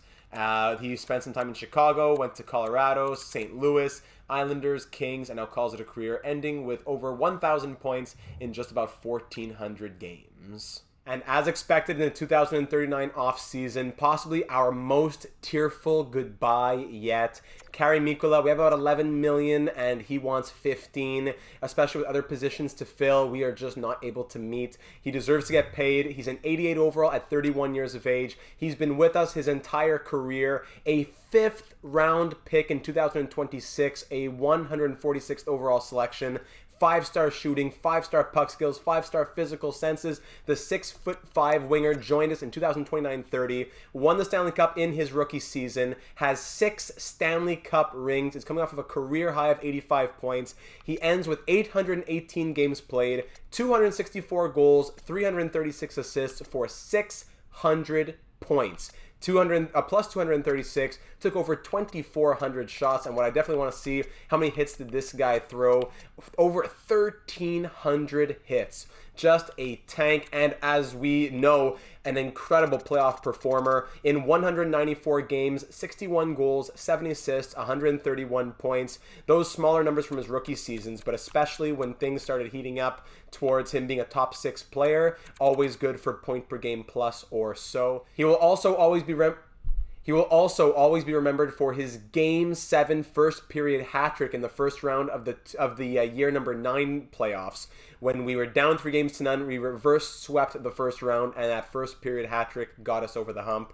Kari Mikkola, it has been an absolute honor serving with you, being your general manager. The entire fan base thanks you for all of your service. I love when a gem like this becomes a franchise pillar. Kari Mikkola, we wish you all the best. Thank you for your service in San Jose. Year number 18, going for a 14th consecutive President's Trophy. We are 4-time consecutive reigning Stanley Cup champions. Varakis, Bedard, and Haikila on the top line. Bedard now down to an 86 overall at the age of 34. Can you believe it? Second line, Ranta, Chubasov, and Delaurier, who now enters the top 6 with Mikkola gone. The third line, Ralph Nold, 85 overall. He was the 3rd round pick in 2034. Bellefeuille, who's been here for a while now, 28 years of age. And Brennan Flood, who we got from the Devils in the Justin Carcillo trade. Fourth line, Linglet, Abraham Linglet on the 4th line with Anthony Nash, who was a 5th round pick, and Alexander Pushkarov, who was a 1st round pick in 2032 on the right wing. Defense, top pair is going to stay as Kal and Kalinin. The second pair, we went out and spent some of that Mikkola money on Maddox Rekis, 85 overall defensive defenseman, a big 1-year deal, and hopefully he'll want to sign on for less after that. Kind of got to play the system like that in free agency. And on the third pair, it's Sylvain Damour, who we got from the Islanders in a trade because we had to trade away Bjorkstrand, and he's playing with Harvey Knubel, who was a 1st round pick in 2038. Overalls are not great, but that's, I think we have about 100K in salary cap. Vic Kilger at an 89 is backed up by Wilcox at an 84, and we're ready to enter the 2040s. In year number 18, the President's Trophy streak finally comes to an end after 13 consecutive President's Trophies. We finished 4th best in the NHL. Not the first in a very long time. Not even the first in the division either, as 3 of the top 4 teams in the league are from our conference. Even 4 of the top 5 with the Coyotes in there. We finished 47, 25, and 10. The first time that we had below 52 wins since, I believe, 2026. Here we are in 2040. Incredible stuff. Still a great season despite no President's Trophy. We had great special teams numbers. Our power play at 30.3%, our highest in quite a while. Our highest since setting the NHL record with 36.1% back in year number 10. So great to be back in the 30s. And the penalty kill was at 83.7, which wasn't as high as usual. Interesting season points-wise here as Connor Bedard once again leads the team going point per game plus, 88 points from the captain. Varakis had 49 goals, Haikila 77 points. Now we start to get a bit odd. Chubasov always good for 70, 80, he had 65. Ranta, usually our 50-goal scorer, he only scores 31 and scores 64 points. Delorier 63, that's very good. Kalinin 57, Bellefeuille 55, Carl 52. That's good, but I'm a bit surprised. 40 from Nold. Down the list we go for any other point totals that you're curious in. Goaltending this season, Kilger went 40, 17, and 8 with 3 shutouts. He reached 300 regulation wins before he even had 100 regulation losses. 903 save percentage and 2.78 goals against, but Wilcox was horrible as a backup. 7, 8, and 2 with an 894 save percentage and 3.36 goals against average. In the postseason, after 4 consecutive trips to the Stanley Cup final, we fell in round number 2 to the Oilers. We took down the Kings in 6, but then fell in 6 to the Oilers, who went on to lose in the Stanley Cup final, a 2006 rematch against the Hurricanes in 7 games. This was the first time in our 18 years with the franchise that we lost in the second round. In previous years, if we had won in the first round, it meant we were making it to the Western Conference final at the very least. But now, after having lost in the first, third, and fourth rounds, we can add losing the second round to the bingo card. The scoring was there through those 12 games. Varakis and Ranta led with 14 points apiece. Bedard and Chubasov 12 each. Delorier, Haikila, and all the way down the list we go as per usual. Looking at the goaltending in the postseason, Kilger went 5, 4, and 2 with a shutout, but an 890 save percentage and 3.56 goals against. Ugly stuff. Wilcox faced 24 shots and made 24 saves. In the awards category, Connor Bedard wins the 2040 Lady Byng Memorial Trophy and makes history. It's his 3rd consecutive and the 8th of his career, also the 8th in the last 9 seasons. This 8th Lady Byng also passes Frank Boucher for the most all-time in NHL history. Connor Bedard, the ultimate gentleman. Year number 19, we're rolling with Varakis, Bedard, and Ranta on the top line. I'm going to try Ranta back with Bedard. I don't know what happened the last few years. As he moved to the second line, he's been good, but not what he's been when he's with Bedard. It's a lot of high power scoring. Maybe he needs to be a playmaker in there, but let's try for an experiment this season. Delorier, Chubasov, and Haikila on the second line. Nold's up to an 86 overall, but he's going to cost a ton of money. I doubt he stays after this season. With Bellefeuille and Flood on the third line. McCauley, who was a second round pick in 2035, with Nash and Swomanen, who we got in a deal with Detroit a little while back.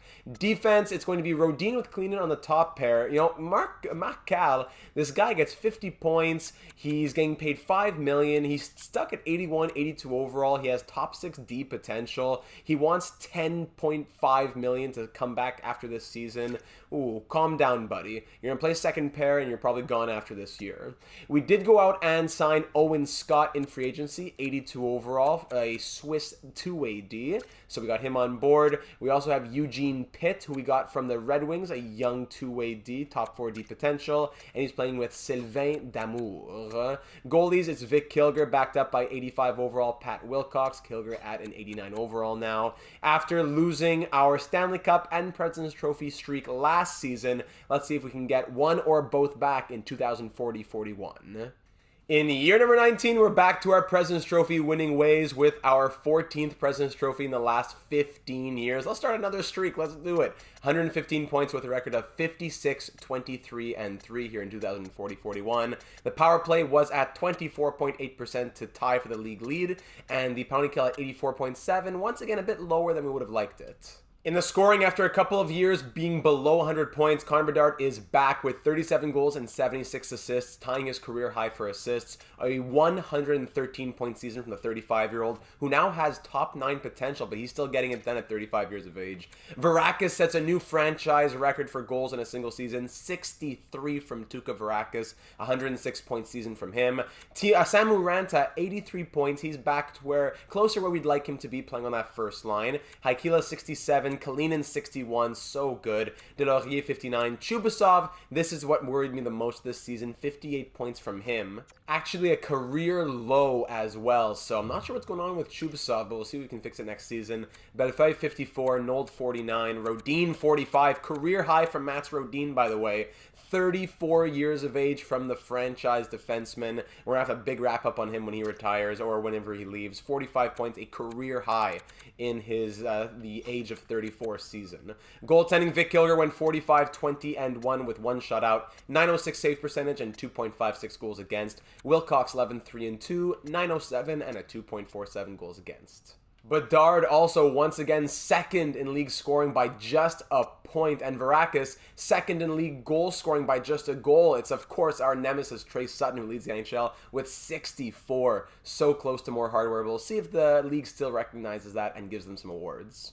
But in the first round, it was our first round exit in 6 years as we fell in 7 games to the Winnipeg Jets. We were up 2-0 and we end up dropping in 7. And as per usual, the team we lose to in the first round, it's been a trend here whenever we do lose in the first round. The team that we lose to then loses in the second round to the eventual Stanley Cup champions as Calgary goes on to win the Cup in 7 against the Bruins for the 2041 title. The scoring was there. I fear it may be the goaltending. Varakis and Bedard both had 10 points in 7 games. Kalinin 9, and then down the list we go here. A bunch of 6s, 5s, 4s, 3s, all that good stuff. Goaltending, Kilger 3, 3, and 1 with 2 shutouts even. What? 3, 3, and 1?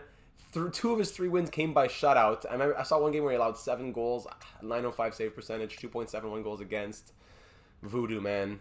In the awards, Hart Trophy to Connor Bedard. Look at that once again. Despite Bedard being snubbed for the Art Ross, he has been rewarded with the Hart Memorial Trophy. Amazing stuff now at 35 years of age. Lady Byng, there's the 9th of his career, 4th consecutive, and 9th in the last 10 years for Connor Bedard. Any other awards? Vic Kilger wins the Vezina and the Jennings. How about that? His 2nd Vezina in the last 5 years and his 3rd Jennings in the last 5 years. And the Ted Lindsay also going to Connor Bedard. So a pretty solid season of hardware for the 35-year-old. In the 2041 offseason, we're also saying goodbye to Marc Cal. As much as I'd like to keep him, he is an 80 overall with top 6D potential. I'm not paying him $10 million. He was an original draft pick with us in 2031 during that French Connection draft. Last season wasn't as great as he was taken off the top pair, but as a top pair guy, 40, 50, 60 points. He scored 300 points in 574 games. He was great, and he's not leaving because of performance, but if I'm going to spend $10 million on a defenseman, I'd rather get one who's, like, I guess at this point, 83, 84 plus overall and doing the same thing. Because his defensive numbers are not great. You know, let's be honest, 81 shot blocking, 81 stick checking. I digress. Marc Cal, merci beaucoup. Year number 20, we made it, and it may be the last year for many of this core. Expiring deals this season, Bedard, Delaurier, Bellefeuille, Rodin. It's going to be tough to keep the squad together. But in year number 20, we're rolling Varakis, Bedard, and Haikila. Let's try this first line again. Second line, we're going to go Ranta, Chubasov, and Bellefeuille. Instead of Delaurier on that second line where it's all goal scorers, let's try throwing in Bellefeuille, who's a playmaker. Maybe Ranta can do well with Chubasov, and Chubasov can get jump-started after a lackluster season last year. Suominen, Flood, and Delaurier on the third line, Holtby, McCauley, and McInnes on the fourth, all former first or second round picks of ours. Defense, Rodin playing top pair with Kalinin at 35 years of age. This guy, Eugene Pitt, remember him? We had him last year. He's now on the second pair with Owen Scott. And the third pair, Xander Wild, who we picked up from the Carolina Hurricanes, playing alongside Sylvain Damour. Between the pipes, it is Vic Kilger at a 90 overall, now backed up by Maddox Fiddler, medium elite, former third round pick of ours. Kilger has been great. He has been our most consistent goaltender of this entire series, probably. But if his numbers have been lacking a little bit, I do have to say the last 3-4 seasons. I'm hoping for a great season from him because Fiddler wants to get the starting job. This guy, Alec Roach, high elite, wants to start a job in the near future. Vic Kilger has to have a great season here in 2041-42, which may be the last for many of our fan-favorite Sharks. How about this for a 20th season as we finish atop the NHL with a record of 63, 12, and 7, tied for the second most wins in regular season history, tied with ourselves, the record being 64 wins. But of all of our 20 seasons, this was the lowest amount of regulation losses that we've ever had here at 12. 133 points. What a year. The goals for and against, big difference there. Power play, 33.3%. Our third best ever and the third best ever in NHL history. And the penalty kill at, 81.1, which is our worst in a while. And actually the worst of our 20 seasons. In the points category, Connor Bedard still getting it done. 51 goals and 115 points from the 36-year-old, now down to 85 overall with bottom 6 potential, but we don't care. What a great season from him, continuing to get better, aging like a fine wine. Varakis, 58 goals and 108 points. I believe that was a career high from him as well. Nico Haikila back to the 70-plus assists category. 18 goals, 73 assists, 91 points from Haikila. Oh, my goodness.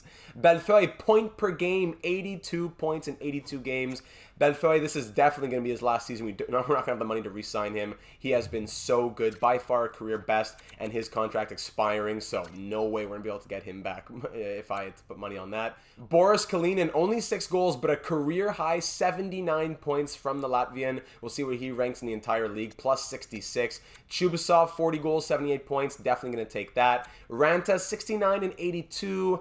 Not sure what's been happening the last few years with Samu Ranta. Delorier, 65, also on an expiring contract. Mats Rodin, at 35 years of age, after setting a career high last season with 45, he smashes that and gets a career high with 63, also a plus 66. What a guy. From on the way out from the fan base's punching bag to becoming such an incredible player in his later years. Flood, 48, Solmanen, 45, Scott, McInnes, all the other names down here on this list. Goaltending, Kilger went 54, 11, and 4, 5 shutouts, 914 save percentage, and 2.48 goals against average. Fiddler in his rookie season, 9-1 and 3 with a 907 save percentage and 2.79 goals against. Connor Bedard once again second best in NHL scoring. We'll see if he can still get some hardware, but it's crazy how many times he has finished second. Defenseman Gervais Chouinard leads by 3 points, but Kalinin's plus minus was way better. So maybe, just maybe, Kalinin's second Norris Trophy. And in the 2042 postseason, year number 20, we capture our 5th Stanley Cup in the last 7 years. And what is now 1, 2, 3, 4, 5, 6, 7, 8 Stanley Cups through our 20 years here in San Jose. An incredible season that we'll see the playoff tree in a moment. An incredible regular and postseason to capture our 5th cup in 7 years. Conn Smythe this year going to the captain. Who else? Connor Bedard. Another Conn Smythe trophy to add to his Hall of Fame resume. Big Gary calling over Connor Bedard once again to raise the Stanley Cup as captain. Doing so in New Jersey after taking down the Devils in a 6-game series. And there he is, raising Lord Stanley. 20 years of dominance, 2 decades, 8 cups, 5 in the last 7 years. Go ahead and snap a picture. It'll last a lifetime. Your 2041-42 Stanley Cup champions. So in our run to the Cup in year number 20, we swept through round number 1, took down the Canucks in 5 in round number 2, the Blues in 6 in the conference final, and then after going up 3-0 against the Devils, they fought back, but we took it in 6. Another well-deserved Conn Smythe trophy for Connor Bedard as he scores 30 points in 21 games. But Varakis and his 17 goals, probably a very close runner-up for the Conn Smythe. 29 points from him. Haikila, 23. Rantanen, Bellefeuille, both with 17. Flood, 16. Chubasov, Rodin, 14. And down the list we go. Beautiful point totals. Goaltending, Kilger goes 16-5-0 with 1 shutout, a 910 save percentage, and 2.62 goals against average. In the awards, I'll be very curious to see if Bedard, with his second best point total, once again gets another Hart Trophy. And he does! Connor Bedard once again winning the Hart Memorial Trophy. That Hall of Fame resume just keeps getting longer. And the James Norris to Boris Kalinin for the second time in 4 years and the second time in his career. Very, very well deserved from Boris Kalinin. Lady Byng, of course, for a 10th time to Connor Bedard. Conn Smythe to Bedard. Vic Kilger, back-to-back Vezinas and Jennings. Anything else here? Ted Lindsay to Connor Bedard. What a year of hardware in year number 20. I was going to wait until year number 25 to take a look at the record book, but through 20 years, I want to make sure the old Sharks and the history books also get their due. So Connor Bedard now most points all time, most assists all time, most games played all time, and most seasons played all time. That record is still held by Patrick Marleau. Connor Bedard creeping up on those records. Most penalty minutes to Boris Kalinin. Most wins all time. That record now belongs to Vic Kilger as he passed Evgeny Nabokov. But Nabokov's record of 50 shutouts still standing. Kilger coming after that one. And of course, most goals all time. Connor Bedard holding that record as well.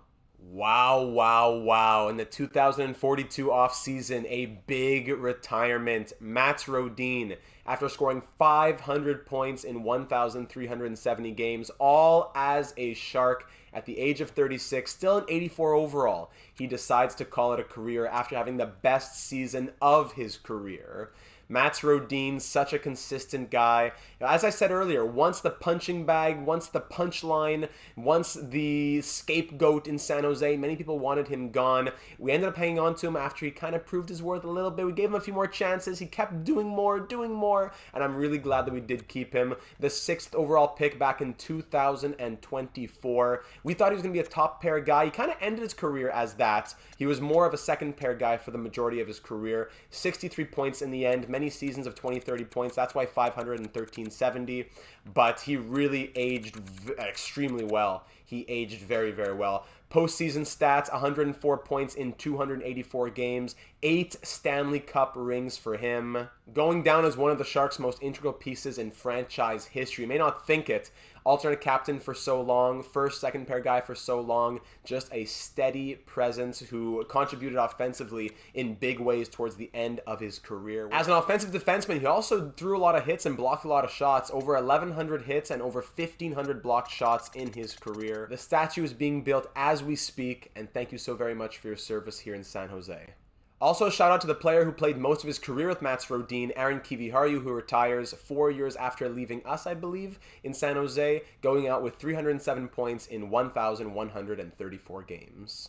As expected in the 2042 offseason, we must say goodbye to Alexandre Bellefeuille, who spent his entire career with us. He was drafted by Chicago. He came here in the William Eklund trade. He spent some time in the junior and in the AHL. But since making the jump to the NHL, he has been a top 9 presence, even top 6 this last year, going point per game. 412 points in 656 games. In the postseason, 96 points in 132 games. 5 Stanley Cup rings for him. He has a great career ahead of him. It's not over yet at 30 years of age, but he has played the bulk of it here with us through 656 games. So it's been a pleasure having him. That trade really worked out for us, getting him and Delorier. It was a great move in the end. So Alexandre, bonne chance, mon ami. Thank you for your time. Year number 21, and we're rolling out with Varakis, Bedard, and Haikila as our first line. Some overalls continuing to change. Bedard at an 84 now, with AHL top 6 potential, but I'm still sure he could get point per game plus. Varakis at a 92 now. Second line, Ranta, Chubasov, and Delorier, who were able to get back. Basically, in the later years of franchise mode, you just got to dedicate a ton of money to your forwards. And on the defense, who want $9 million as a 79 overall, you just got to get guys on ELCs or in free agency who are two-way guys. Third line, McInnes, Flood, and Suominen. Fourth line, DeVoe, McCauley, and Holtby, all first, second round picks in our organization. Defense, Cleanan this year, his partner will be Ethan Weimer in his rookie year. He is a third round pick from 2038. He's now an 81 overall with a medium league potential. We'll see how he does. Xander Wild and Eugene Pitt on the second pair. Radulov from free agency, and Sylvain Damour on the third pair. Goaltending, it's 91 overall, Vic Kilger, backed up by 85 overall, Alec Roach with high elite potential. Potentially the future replacement for Vic Kilger. He's 32, 2 years left on his deal. Roach is an expiring guy. I'm not sure if we'll be able to make the timelines match up, but we'll see what we can do. Coming off of another President's Trophy and a Stanley Cup Championship, which was our 5th in the last 7 years. Let's see what year number 21 has in store. And with Mats Rodin now retired, congratulations to Samu Ranta, who finally achieves alternate captaincy at the age of 33. No President's Trophy in year number 21, but still a great fourth place finish. Not winning the conference or the division, though, as the Ducks were just ahead of us in the Pacific.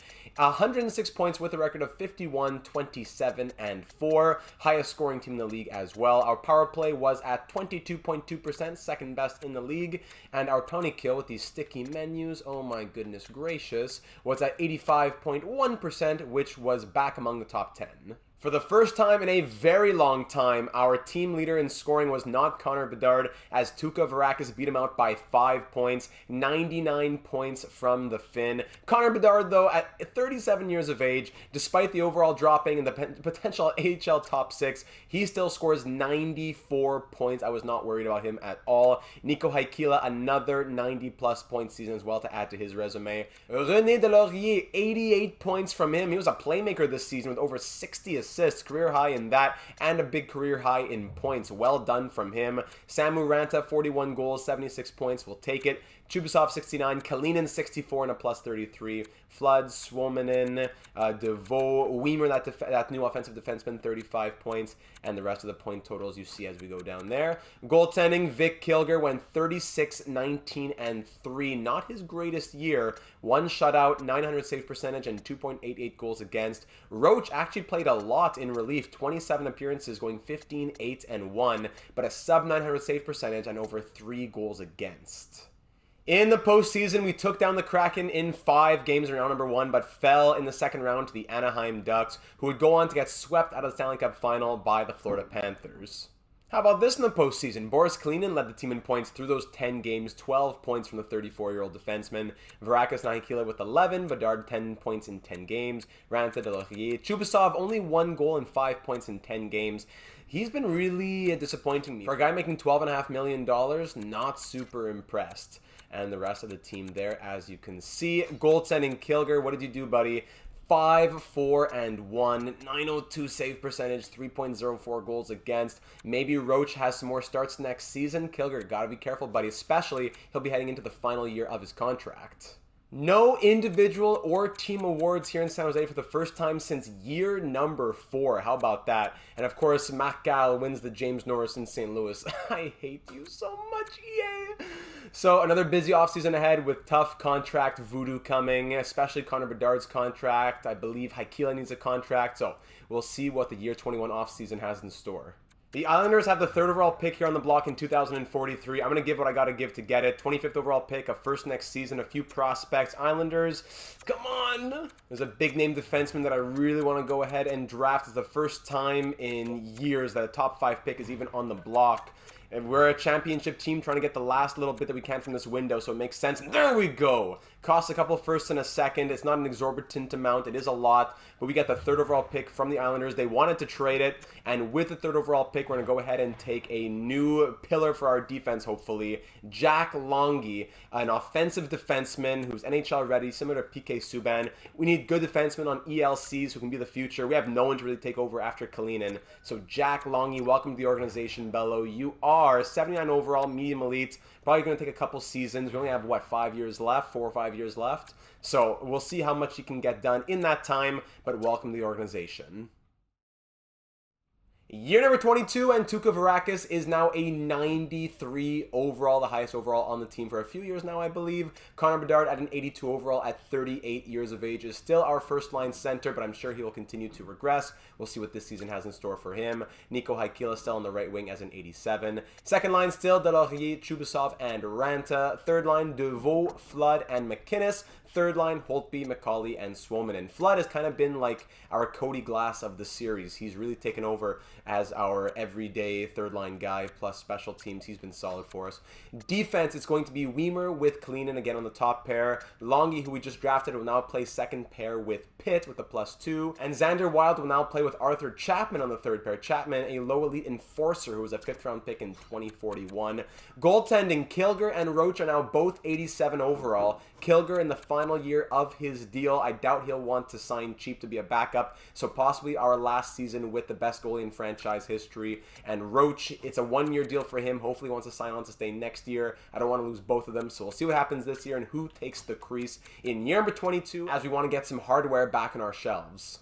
Another lovely season in San Jose as we finished 4th best in the league once again, winning the Pacific Division as well, but missing out on the President's Trophy now in back-to-back seasons. It's the first time since years 1 to 4 that we don't win the President's Trophy after more than 1 year off. So, but still, 51 wins, I'll take it. 51, 24, and 7.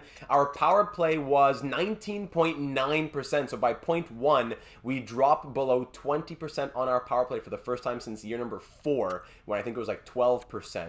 Really down here in the NHL. We're usually, if not first, we're second. But now I don't think we're even in the top 10 with 19.9. Pounding kill, 80.1. Yikes. Terrible year for the special teams. In the points category, Varakis and Bedard were tied for the team lead with 89 points apiece through 82 games. Varakis scoring 57 goals, and Connor Bedard, forget the AHL top 6 potential, 38 years of age, do not doubt this man.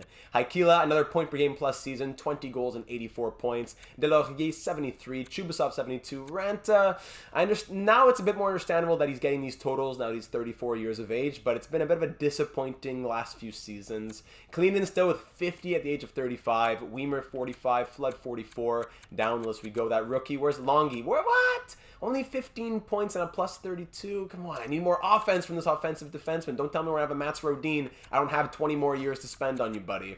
Goaltending, it was an odd one. Vic Killer kind of lost the starting job as Roach went 31, 12, and 6 with 5 shutouts, a .907 save percentage, and 2.62 goals against, while Kilger, in 37 appearances, went 20, 12, and 1 with 2 shutouts of his own, but a sub-900 save percentage at .890 and 3.17 goals against average. Heading into the postseason, I would think that Alec Roach is the starter.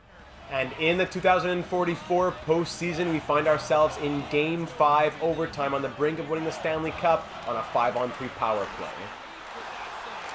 Oh, scores! The captain, Connor Bedard! It's a hat trick, which is the game-winning goal! How about that? The hats come flying down as the captain wins the Sharks their 9th Stanley Cup in franchise history in 5 games, once again defeating the Toronto Maple Leafs.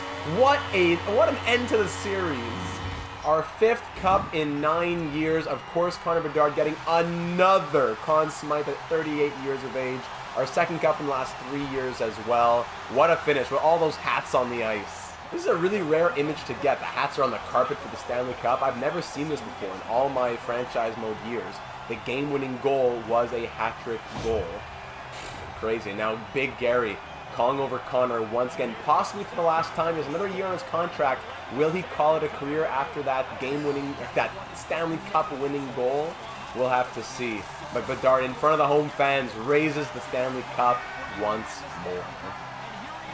This is also the first Stanley Cup in franchise history that we won in a season in which we didn't win the President's Trophy or even the Western Conference. Everybody gather around, 2044 champions. Snap a picture. It'll last a lifetime.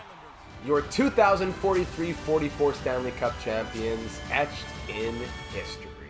No President's Trophy, no Western Conference, our worst power play in almost 2 decades, our worst penalty kill of our entire franchise mode. You wouldn't have thought that this would be the year, but we get another cup, taking down the Coyotes in 6 in round number 1, the Flames in 5 in round number 2, sweeping the Hawks in the Western Conference final, and a 5-game series against the Leafs in the 2044 final. Just like in the regular season, Varakis and Bedard tied each other in team scoring, but Haikila was also out there. 3 players with 25 points in 20 games. Connor Bedard secures the Conn Smythe with the Game 5 hat-trick, including the Stanley Cup winning goal. No penalty minutes as well, plus 16. Chubasov, point per game, 20 and 20. Love to see that. Rantanen, 19. Delaurier, Flood, McInnes even. Kalinin. All those other names down the list we go there. Longy, only 3 assists. Come on, buddy. I know it was his rookie season, but goaltending. Vic Kilger ended up getting the starting role, and he went 16-4-0 with a shutout, 926 save percentage, and 2.09 goals against average, proving that he still got it at the age of 34. I don't know what we'll do this offseason with his expiring deal. I would love to bring him back, but at the very least, a great final hurrah. In the awards, of course, Stanley Cup this year. Any other hardware, of course, more James Norris's to Carl. Makes no sense. I checked his numbers. He left, had 2 horrible seasons, and then now he's doing crazy things in St. Louis. Connor Bedard, Conn Smythe, we know that. No Vezina, no Jennings. No other awards. Even the Lady Bing going to Oscar Kruger, former Sharks player. So no hardware for us individually aside from the Connor Bedard, Conn Smythe, but no problem. Another championship under our belts. In the 2044 offseason, Kari Mikkola calls it a career at 36 years of age, retiring with 967 points, 433 goals in 1,228 games, down at a 74 overall. Not too shabby of a career for a former 5th-round pick. After leaving us, he had some decent years. Yeah, some very good years, actually. Every year was great. Not sure what happened to his overall, but always a 60, 70, 80-point guy throughout his entire career. Take a bow, Kari Mikkola. Thank you for all of your contributions to the world of hockey. And look at this, another retirement in 2044. Our former starting elite goaltender, Torsten Hornqvist, who we banished to Cuba. 484 wins in his career of 877 career games played. 911 save percentage, 2.73 goals against. He was, I guess, just doing some minor league stuff with the Maple Leafs. We traded him to Toronto. He stuck with them for a little while before going to Philadelphia. Had some very good numbers. We faced them in the Stanley Cup finals. Yeah, he stayed there for a while. We faced them in the Cup finals a few times. Goes to Philadelphia. Comes back to Toronto for one more contract. But in the later years, his fraudulence coming out more and more. We saw it. We knew it. But he was still very good for many years in Toronto. So as much as we had our differences, Torsten, wishing you the best in retirement. Year number 23, and building a team keeps getting harder and harder in franchise mode, but I think we have a good team this season, once again coming off of a Stanley Cup. Varakis, Bedard, and Haikila on the top line. The top six has not changed. Delorier, Chubasov, Ranta on the second, but the overalls are dropping. Ranta is now 35. Bedard is 39 with AHL top six potential at an 80 overall. Haikila is 34, so that, overalls will drop as long as the performances stick around. Korobov, this guy's going to be our third liner. He's a 5th-round pick from 2040. He's playing with Flood and Swolmanen. Fourth line, Sokolov, who was a 2nd-round pick with McCauley and Holtby. Defense, we're going Longy and Kalinin with a +5. Kalina's now 36, maybe one of his last seasons. Longy, after a good rookie season as a second-pair guy, I want to see more points. He went from a 79 to an 82, got the +5 now. Come on now, buddy. Weimer's playing second pair with Alan Kearns, who we signed in free agency, defensive defenseman, and Eugene Pitt plays with Arthur Chapman on the third pair. Goaltending, Roach will start as an 86 overall. He signed a big extension, 7 by 9.5. Backing him up is Vic Kilger. He got a thank you contract of 1 year, $6.675 million. He is our best goaltender in franchise history. We want to reward him, even though he's transitioning into the backup role. 2044-45, 3 more seasons, including this one. Let's keep breaking those records. Possibly the final season for some legends, such as Connor Bedard. In year number 23, after taking a couple of seasons off, we are back to our President's Trophy winning ways, finishing atop the NHL with 118 points, a record of 57, 21, and 4. Our power play bounced back at 23.5% to lead the NHL, and our penalty kill continues to take a dip at 79.8, among the worst in the league and the worst that we've had through our 23 seasons. A nice 100-point season from Tuukka Varakis, scoring 62 goals, incredible numbers. I can't wait to look at his numbers at the end of this video. 100 points from him. Connor Bedard at 39 years of age, going on 40, still point per game plus, scoring 88 points at a 79 overall. I don't care what his overall is, he is a beast. Nico Haikila. Can you believe this guy? Like, it's just becoming routine. Another point per game plus season, 35 years of age, 7th round pick in 2028. Chubasov, 79. Ranta, 76. Better than last year. I like that. Delorier, 75. He continues to be very consistent above the 60-point range. Kalinin, as a 36-year-old defenseman, scores 72 points and is a +22. Maybe one last Norris Trophy for him. Flood, 52. Korobov in his rookie season, 45. Down the list we go. Longy, 25 points and a +17. Let's check out the goaltending after we had this new split this season. Roach as starter goes 47, 14, and 3 with 3 shutouts, 903 save percentage, and 2.73 goals against average, while Kilger as a backup goes 10, 7, and 1 with an 898 save percentage and 2.84 goals against average. The Sharks' curse continues as Varakis finishes second in league scoring with his 100 points, but his 62 goals leads the NHL. The Rocket Richard will be his first piece of hardware since winning the Calder Trophy back in 2036. Shout out to Oscar Kruger scoring 98 points. He was a depth guy for us. Of course, he leaves and becomes a monster. Kalinin, how did he do? Ooh, wow. This guy, Thorson. Yerky Thorson, 91 overall, scoring 90 points. Wow. And of course, there's Markell. But Kalinin still a very respectable 72 points. A very impressive, actually, and a plus 22 at 36 years of age. And in the 2045... And in the postseason, we sweep the Florida Panthers to make it back-to-back Stanley Cups. Our third in the last 4 years and the 10th Stanley Cup in franchise history. 10 cups through 23 years. The Conn Smythe this year going to Varakis, Tuukka Varakis. What a year for him, winning the Maurice Richard and finally getting a Conn Smythe, prying it away from Connor Bedard, who I believe now is 40 years of age. He finally passes the torch. What an emotional evening. Connor Bedard called over by Big Gary, possibly one last time to raise the Stanley Cup. Here in Florida, getting our revenge on that 7-game series loss that we had way back when in what, year number 7 or 8? Revenge, finally, in year number 23. The Panthers actually beat us back in year number 9, excuse me. So here we are in year number 23, winning in Florida no less and sweeping them out. 2045 champs, snapper picture, it'll last a lifetime.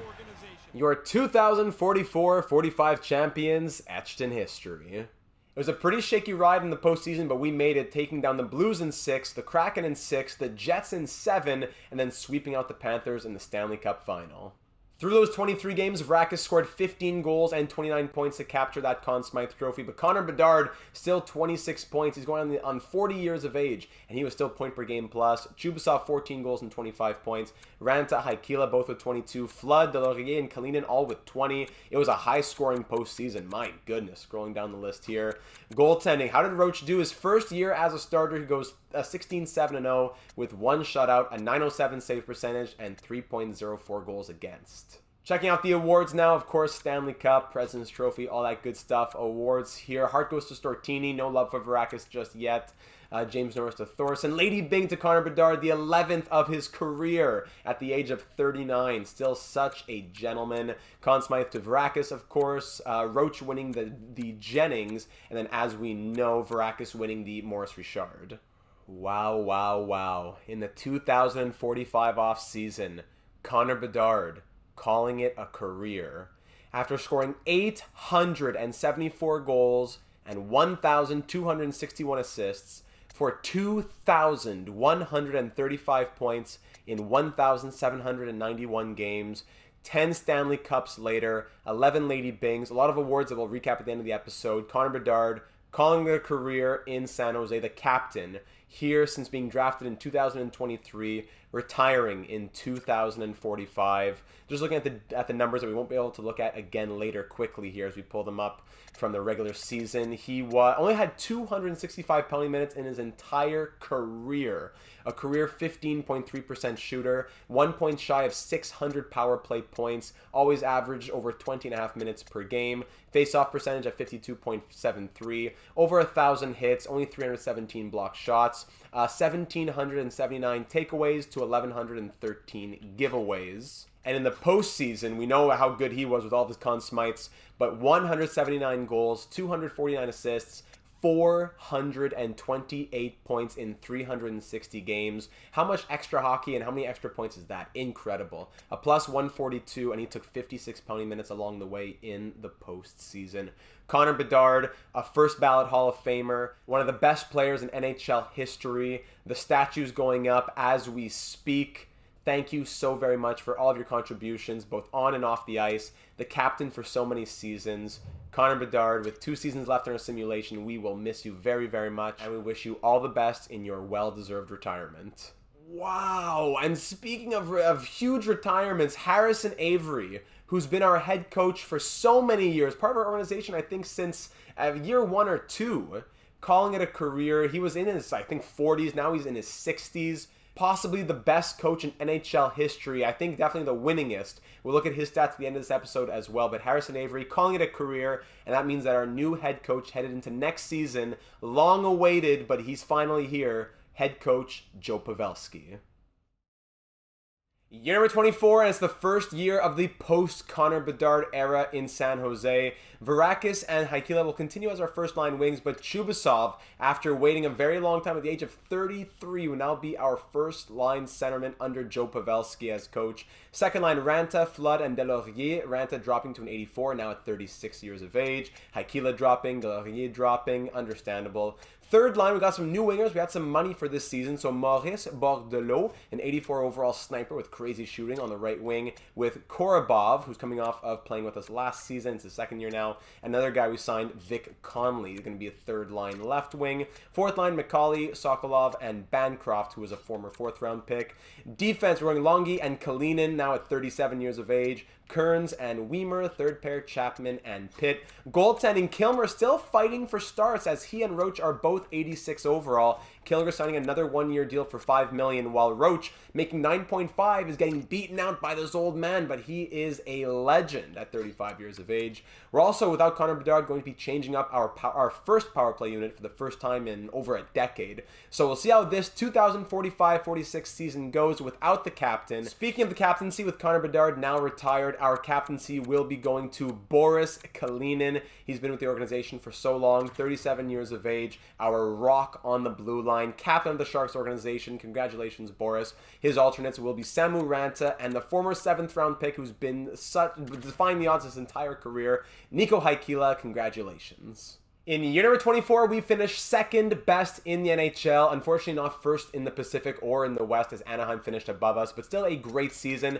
of 51, 26, and 5, while our power play was at 23.6, second best in the league, and our penalty kill at 83.5. Back in the 80s, that's good. Still not as high as we'd like it, but much better than the last couple of years. Ridiculous regular season scoring, as Tuukka Varakis scores 63 goals once again, 109 points from him.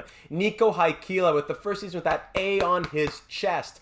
36 years of age, he scores 101 points, 85 assists, the second best statistical season of his career. Chubasov scores 90 points. Where you been, buddy? Long time no see. Flood scores 80 points. Amazing now as he goes from third line center to second line center. Delaurier 79, Ranta 30 goals, 73 points. Bordelot in his first and probably only season, 32 goals, 57 points. And down list we go there. Kalinin, you can see 40 points and a +8 from the 37-year-old. Very nice to see from our new captain. Goaltending, who got the majority? Kilger got the majority. He still got it. 27, 13, and 4 with one shutout. That shutout is the 50th of his career and ties of getting Nabokov for the franchise lead all-time. 911 save percentage, 2.62 goals against, while Roach was 24, 14, and 1 with a shutout, sub-900 save percentage, and 3.01 goals against average. If he's going to be our long-term starter, those numbers have to get a lot better. Varakis' 109 points were also good enough to win him the Art Ross Trophy, and his 63 goals good enough to win him the Maurice Richard. I think that's our first Art Ross in 10 years, so incredible stuff. We're always among the best, but great to see Varakis go number 1. In the postseason, we unfortunately fall in 6 games in round number 2 to the Anaheim Ducks. In round number 1, we took down the Vegas Golden Knights in 7 games, which included a Game 7 1-0 shutout. Crazy scenes there. But round number 2, we lose in 6 to the Ducks, who want to lose to the Predators, who want to lose to the Sabres, who swept the Preds out of the 2046 final. Not a ton of scoring for us in those 13 games, as Ranta and Deloria had 10 points each. Chubasov 8, Flood 8, Varakis down there at 7. That's tough. Bancroft, Haikila only 7 as well. Tough totals in the postseason, not the greatest. And goaltending, it was Roach who was in there. He actually had really good numbers. 6, 4, and 3 with 2 shutouts, a 916 save percentage, and 2.44 goals against average. But unfortunately, the scoring did not come through for him. For the awards, of course, nothing for the team, but individual, Varakis wins the Art Ross and the Hart. First time in his career winning those two. James Norris going there to that guy with all those crazy points in Dallas. Kruger, there he is. Oscar Kruger wins the Stanley Cup and the Conn Smythe. Vezina to Sergei Malkin, one of our former prospects. We traded him away like a decade ago.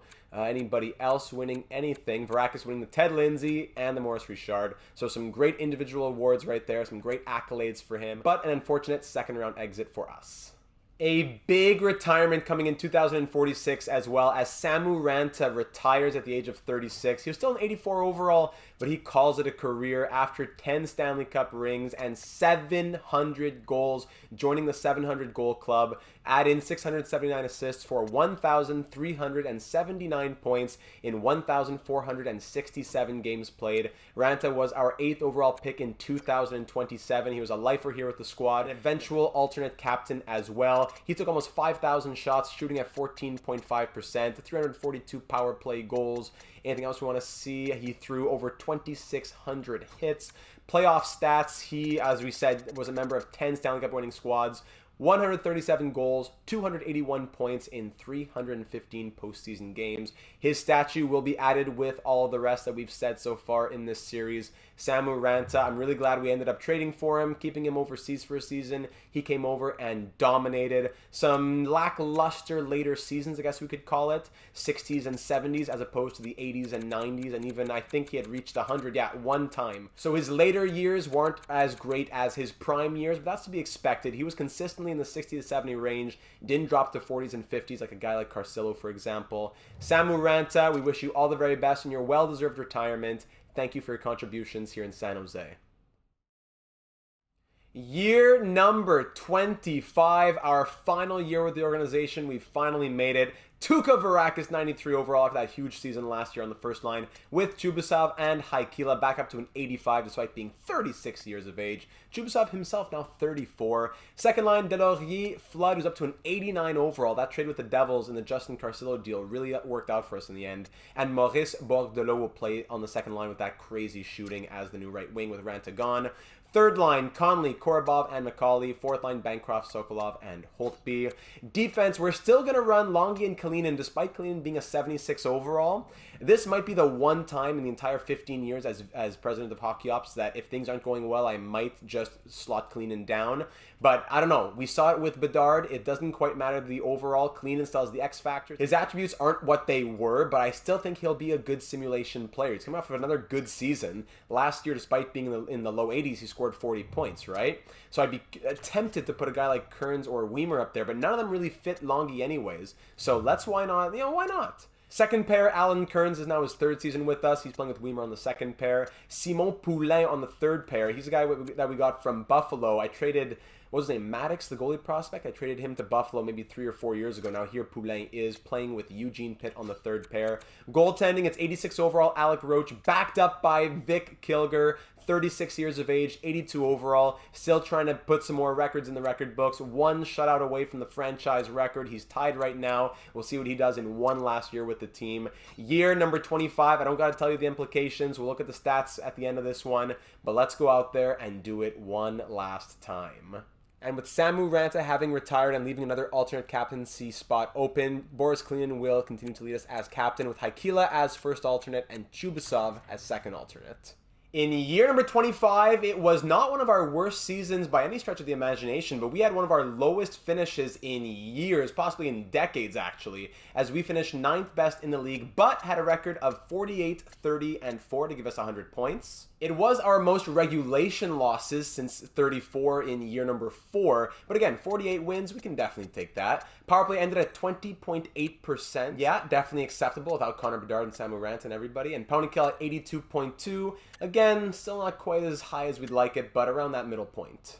In regular season scoring, we had no one go point per game plus for the first time in a long time, I believe, as Varakis scored 51 goals and 81 points in 82 games. Haikila 79, he still got it at the age of 37. Flood 72, Chubasov 70, Bordelot 63, Delorier 57. A lot of guys taking a step back here. Longy with 47, that's nice to see from him, 21 years of age now. Korobov, Holtby, Conley, all these guys down the list. Kalinin ends with 11 points and a plus 14 at 38 years of age, down to a 75 overall. That was the one change in all 15 years. The one thing that President of Hockey Operations data made a change of was taking Kalinin off the first pair. After about 20-25 games, we were at a 500 record. So to end with 48 wins was great in my mind. But Kleenan had to be taken off that first pair. Goaltending, let's see what Roach did. 41, 25, and 2. And yes, Kilger got that last shutout.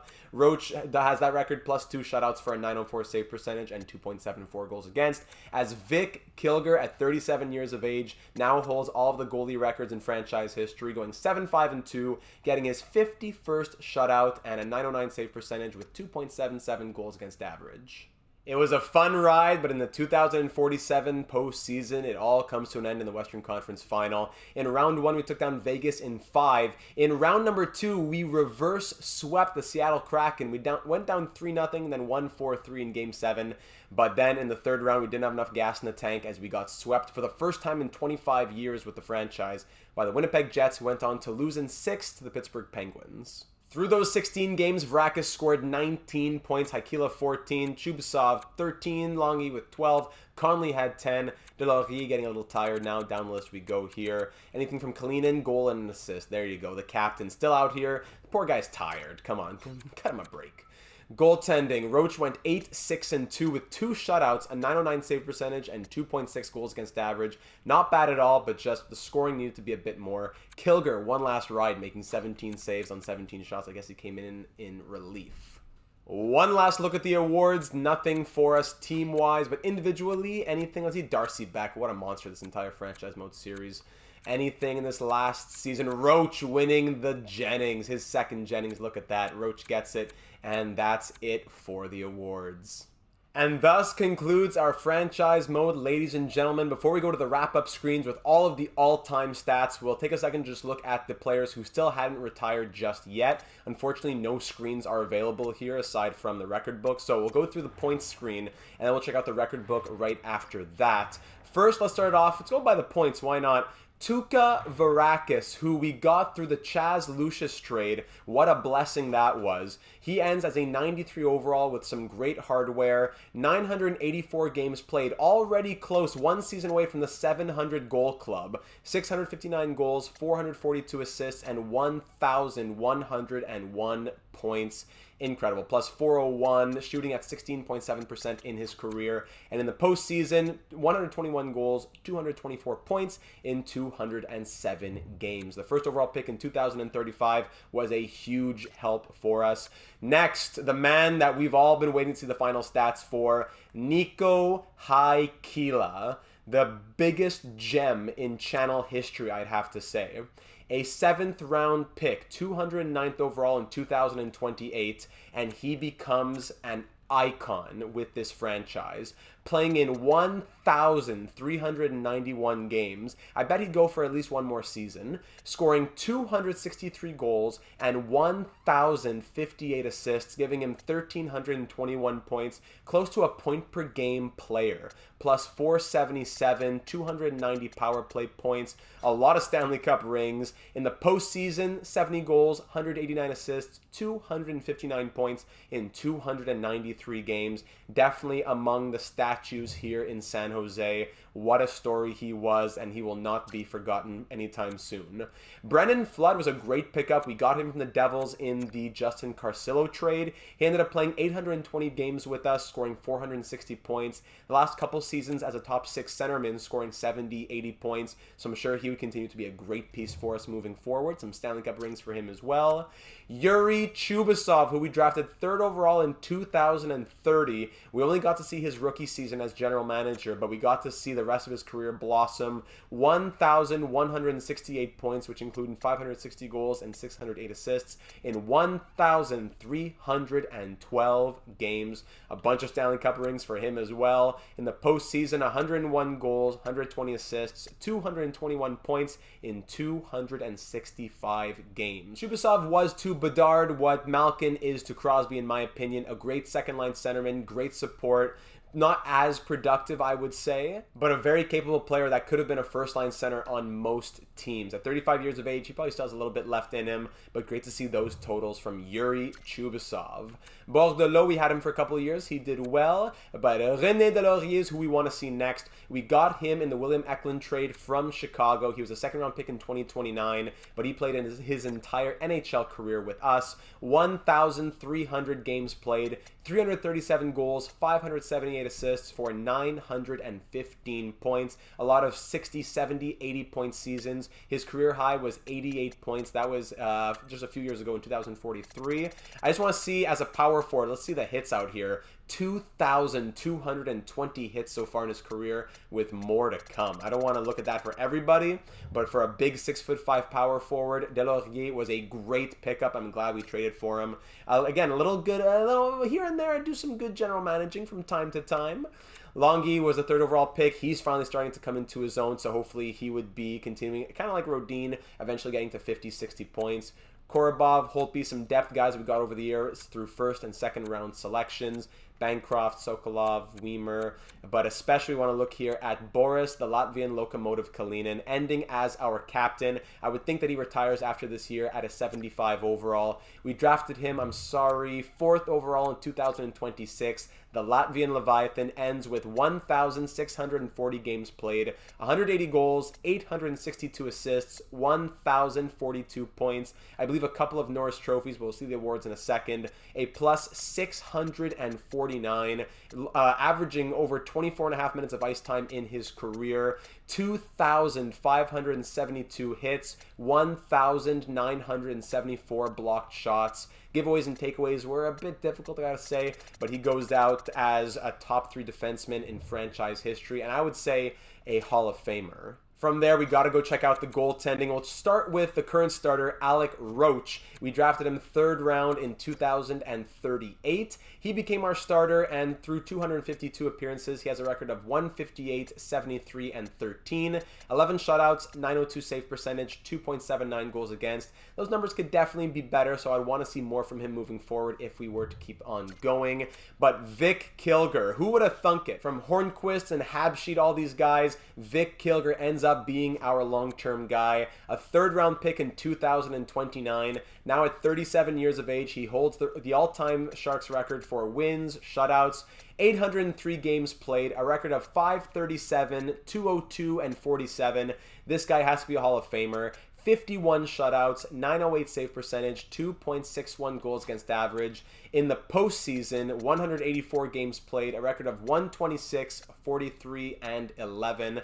13 shutouts, a 913 save percentage, and 2.63 goals against average. I forgot to pull up Roach's postseason numbers as well. I wouldn't say they were anything too wild. 30, 18, and 5. 5 shutouts, 910 save percentage, 2.75 goals against average. Hopefully he can carry that torch after Vic Kilger leaves, because he's probably done after this season or next.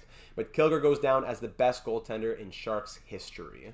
In the postseason, Kleenan's rookie season was our first Stanley Cup, so he has all 10 Stanley Cup rings. He played in 663 postseason games, scoring 35 goals and 187 assists for 222 points and a plus 121. Taking a look at the record book here, looking at the all-time records, Connor Bedard passes Patrick Marleau for all of those that we were looking at previously. Bedard with 1,791 games played, the most all-time, 22 seasons played as well, one more than Marleau, 2,135 points with 874 goals and 1,261 assists. Kalinin, the most penalty minutes all-time. I'm not sure why there's two different stats on the left and on the right, but close to over 1,200 and close to 1,300 penalty minutes. Vic Kilger, the winningest goalie all-time, but those numbers are different from what we just saw, so the record book is still a little bit glitched. 500 plus wins for him. The 51 shutouts, one more than Evgeny Nabokov. If we look at the single season records, Vic Kilger's 10 shutouts was a record. Tuukka Varakis' 63 goals in 2040 were a record. Connor Bedard's 120 points in 2034 was a record, and Vic Kilger's 49 wins, but he had more than 49 wins, I believe. But he has the record, whatever it is, for most wins in a season. I believe it's 55. Going over to rookie records, Vic Kilger, most shutouts and most wins. Varakis, most goals at 45. And Chubasov, most points all-time by a rookie with 67. So at least somewhere Chubasov has his name in the history books. From there, we go to single game records. Buchnevich, 6 assists in 2026. Ranta, 7 points in 2038. I want to also look at the all-time records in the NHL, but this is still pretty glitched, I believe. If we look at all of the career numbers, I'm not sure if we'll see anybody accurately in here. Connor Bedard, third all-time in games played according to the record book. Obviously, the goalies games played is broken over here. Trey Sutton, Dakota Hopkins, Darcy Beck, all big names in our franchise mode. Most points all-time, Connor Bedard finishing second, above Sidney Crosby, Jaromir Jagr. Just the third player all-time to reach 2,000 points as well. Most assists all-time, Connor Bedard second there. Most wins all-time, I believe Vic Kilger would be in there, right? Did he have 503? No, Vic Kilger had 537 wins. So if this all-time number is accurate, that would put Vic Kilger fifth all-time. Most shutouts, 51, wouldn't get him up there. 50-goal seasons, we don't see anybody aside from Daniel Daigneault, who was a generated player. Connor Bedard, 11 100-point seasons, puts him second all-time. Those are career numbers. Single season numbers, I don't think we'll see anybody. Gretzky still holding all of those. Vic Kilger, most wins, no, that's broken. Yeah, I'll just stop. Well, unless his 55 wins, is that a record? Things are broken here, unfortunately. And rookie records, as we see, Peter Stastny, Timo Solani. I don't think any rookie records for any of our players. Coming now to our final stats and starting off with our awards throughout the 25 years that we spent with the Sharks, going in order of the number of awards that we got for each one. Starting off with the Calder Trophy, we won 3 of those. Connor Bedard with the Calder in 2025, Chubasov in 32, and Varakis in 2036. 3 Rocket Richards as well. Samu Ranta in 2035, his one individual award, and Varakis winning 2 of those back-to-back in 2045 and 46. We won 6 Vezina trophies. Hornquist with a couple, Habsheed with 1, and Val Kilmer-Kilger with 3 in 2037, 41, and 42. 8 Norris trophies, 6 of them going to Quinn Hughes consecutively from 2028 to 2033. Boris Kleenan with 2 in 2039 and 2042.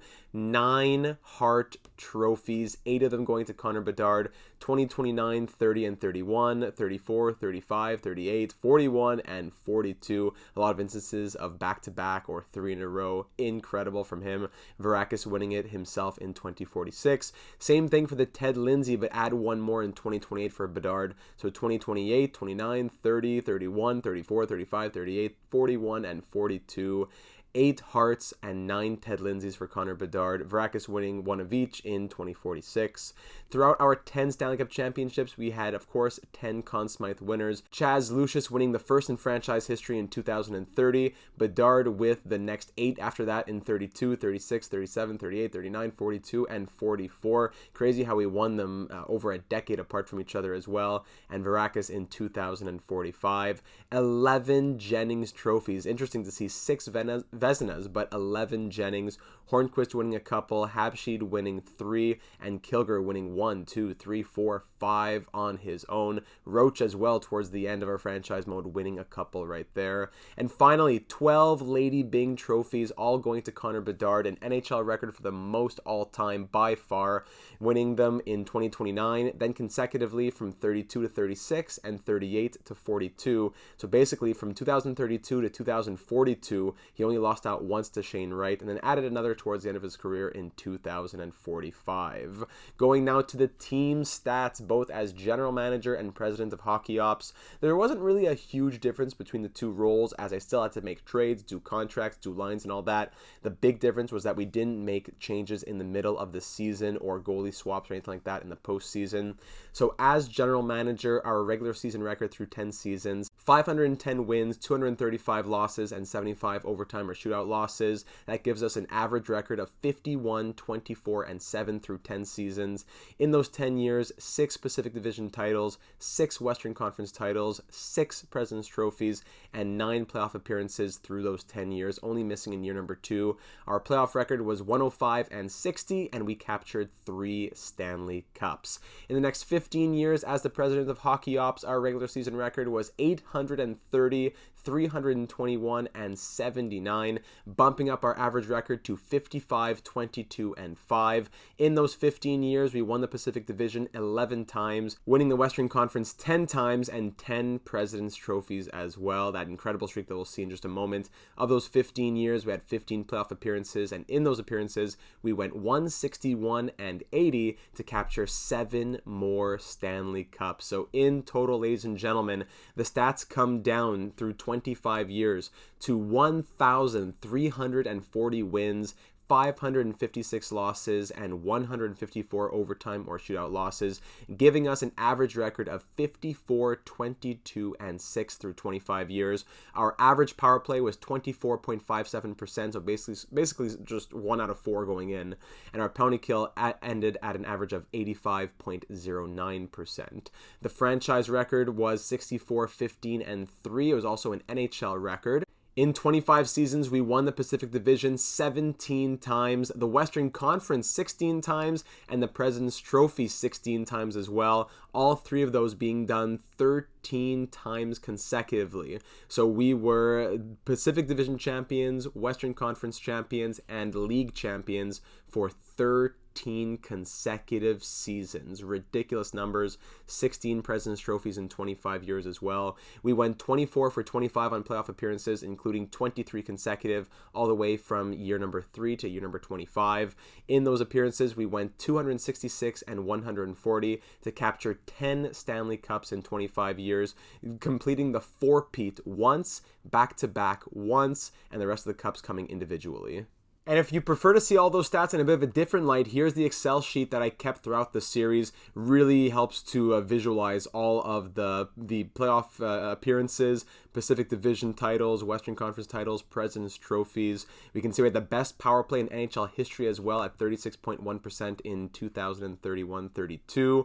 A lot of deep Stanley Cup runs, even though we didn't win, even though still 10 Stanley Cups is great, but that means 15 years in which we didn't. But we still averaged, I would think, around like a third round berth more often than not. We were often in the Western Conference final. These were our postseason records, and of course all of the awards that we won that we just went over.